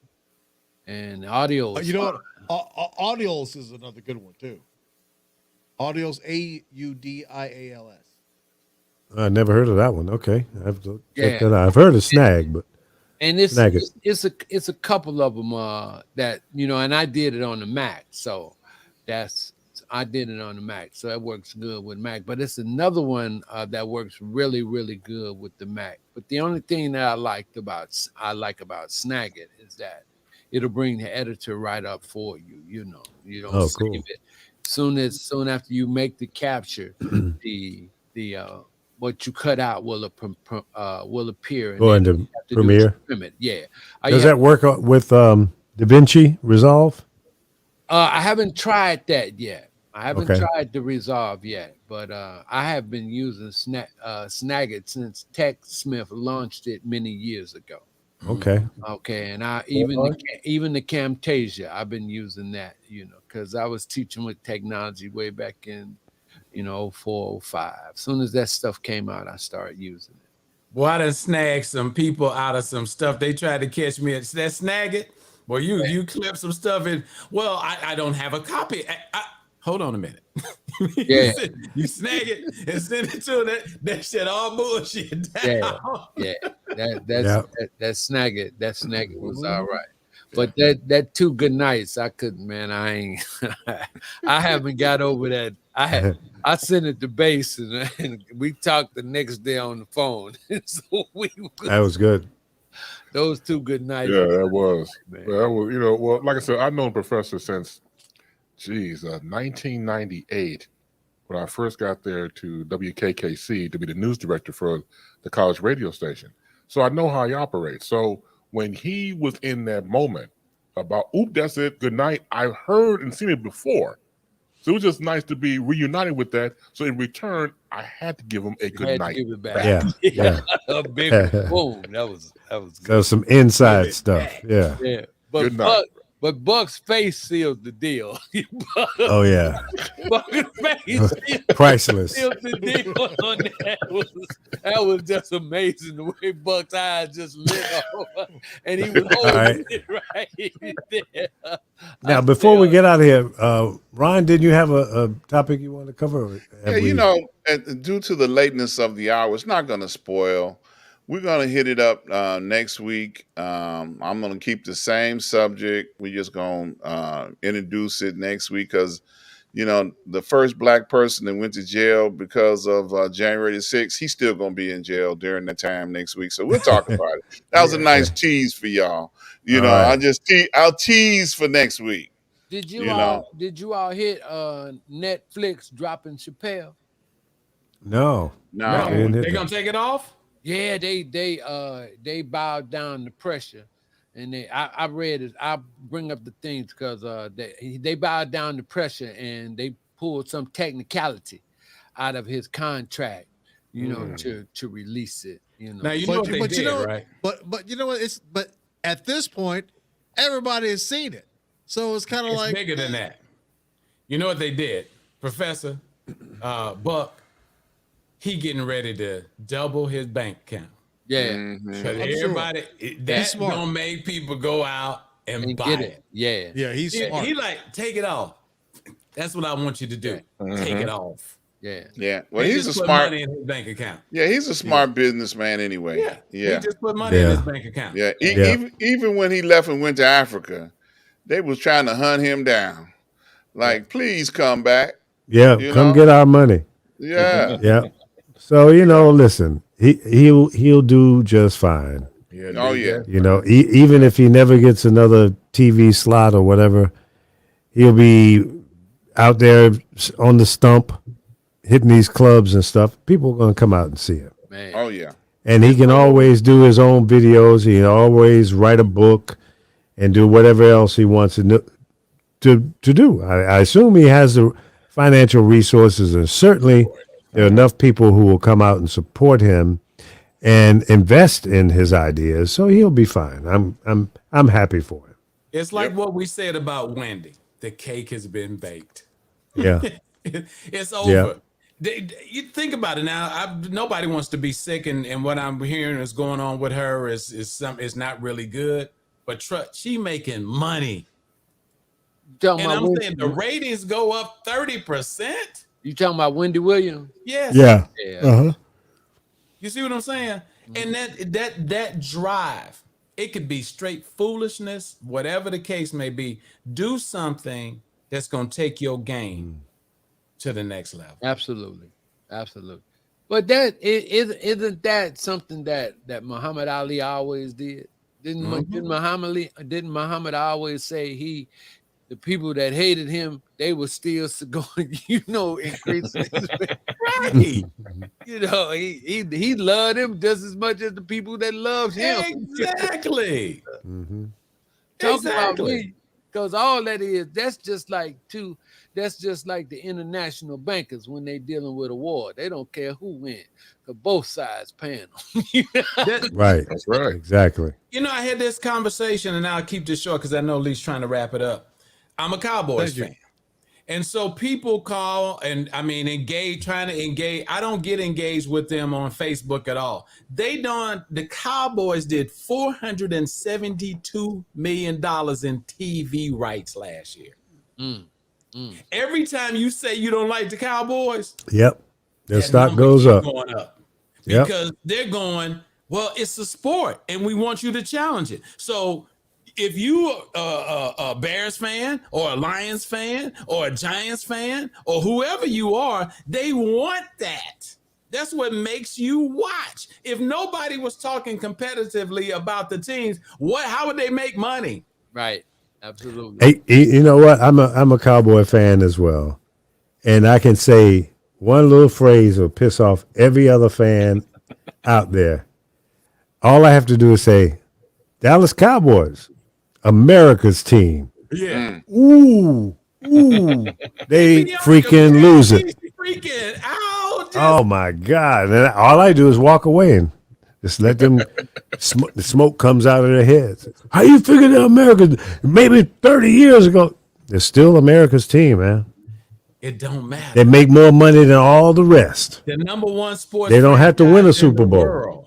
Yeah. I can't stand Jerry Jones. And y'all do remember He don't. that the Dallas Cowboys cheerleaders used to put out. Oh yeah. He used to do what? They used to put out. They used to put out. You know, most cheerleaders across the league, they had that clause, you know, no putting out. Oh, really? I didn't know that. Wait a minute. But Debbie does Dallas, right? Hey, Oh, yeah, okay. Let me tell you something. Ice, if you an Eskimo, if you believe that, okay? Right. Trust him, believe me. That rah-rah sis boom ba, they trying to get to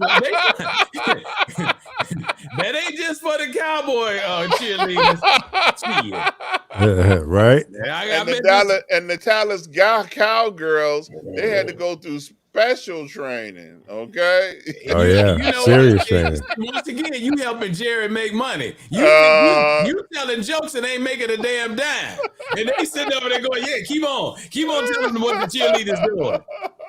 Yep. Oh man, I had to throw that out there since y'all like picking on. No, you didn't have to picking on the rest of the world, picking on the rest of the world, talking about America's team. Well, that's why. You know, they ain't got no problem being America's team. Let me just say this: Ron will be here all week, y'all. Yeah, right. By himself. Hey man, he tried out for Dave Chappelle's show on Netflix. I ain't mad at you, brother. I'm gonna be the opening act for somebody. Okay? Yeah, that's it. All right, guys. Well, listen again. Thank you for staying committed. We celebrated 1 year on the air tonight, and I'm filled with joy and happiness. And I didn't know where it was going to go, and I don't think any of us knew we would still be here a year later. But we kept coming every week, and here we are. And you know what? We'll be back next week. Thank you for listening tonight. Be sure to tell a friend, share, like, and subscribe. No matter which platform you're on, give us a shot. That helps us grow the channel.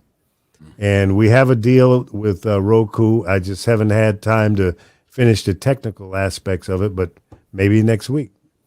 And I'm inspired. So I'll spend more time on trying to get it together for next week so we can be on your TV. Yes. Yeah, yes. Let me give. So thanks again, guys. Let me give another tease. We got another legend coming on next week too. Ah, that's right. Yep. You want to give the name? Abe Thompson. Is coming on next week. Chicago great. Yep. All right, guys. Thank you again, and you guys be safe. See you next week. Love you, and peace to all of the listeners. You guys be safe out there and do the right thing. Good night. And good night. See ya.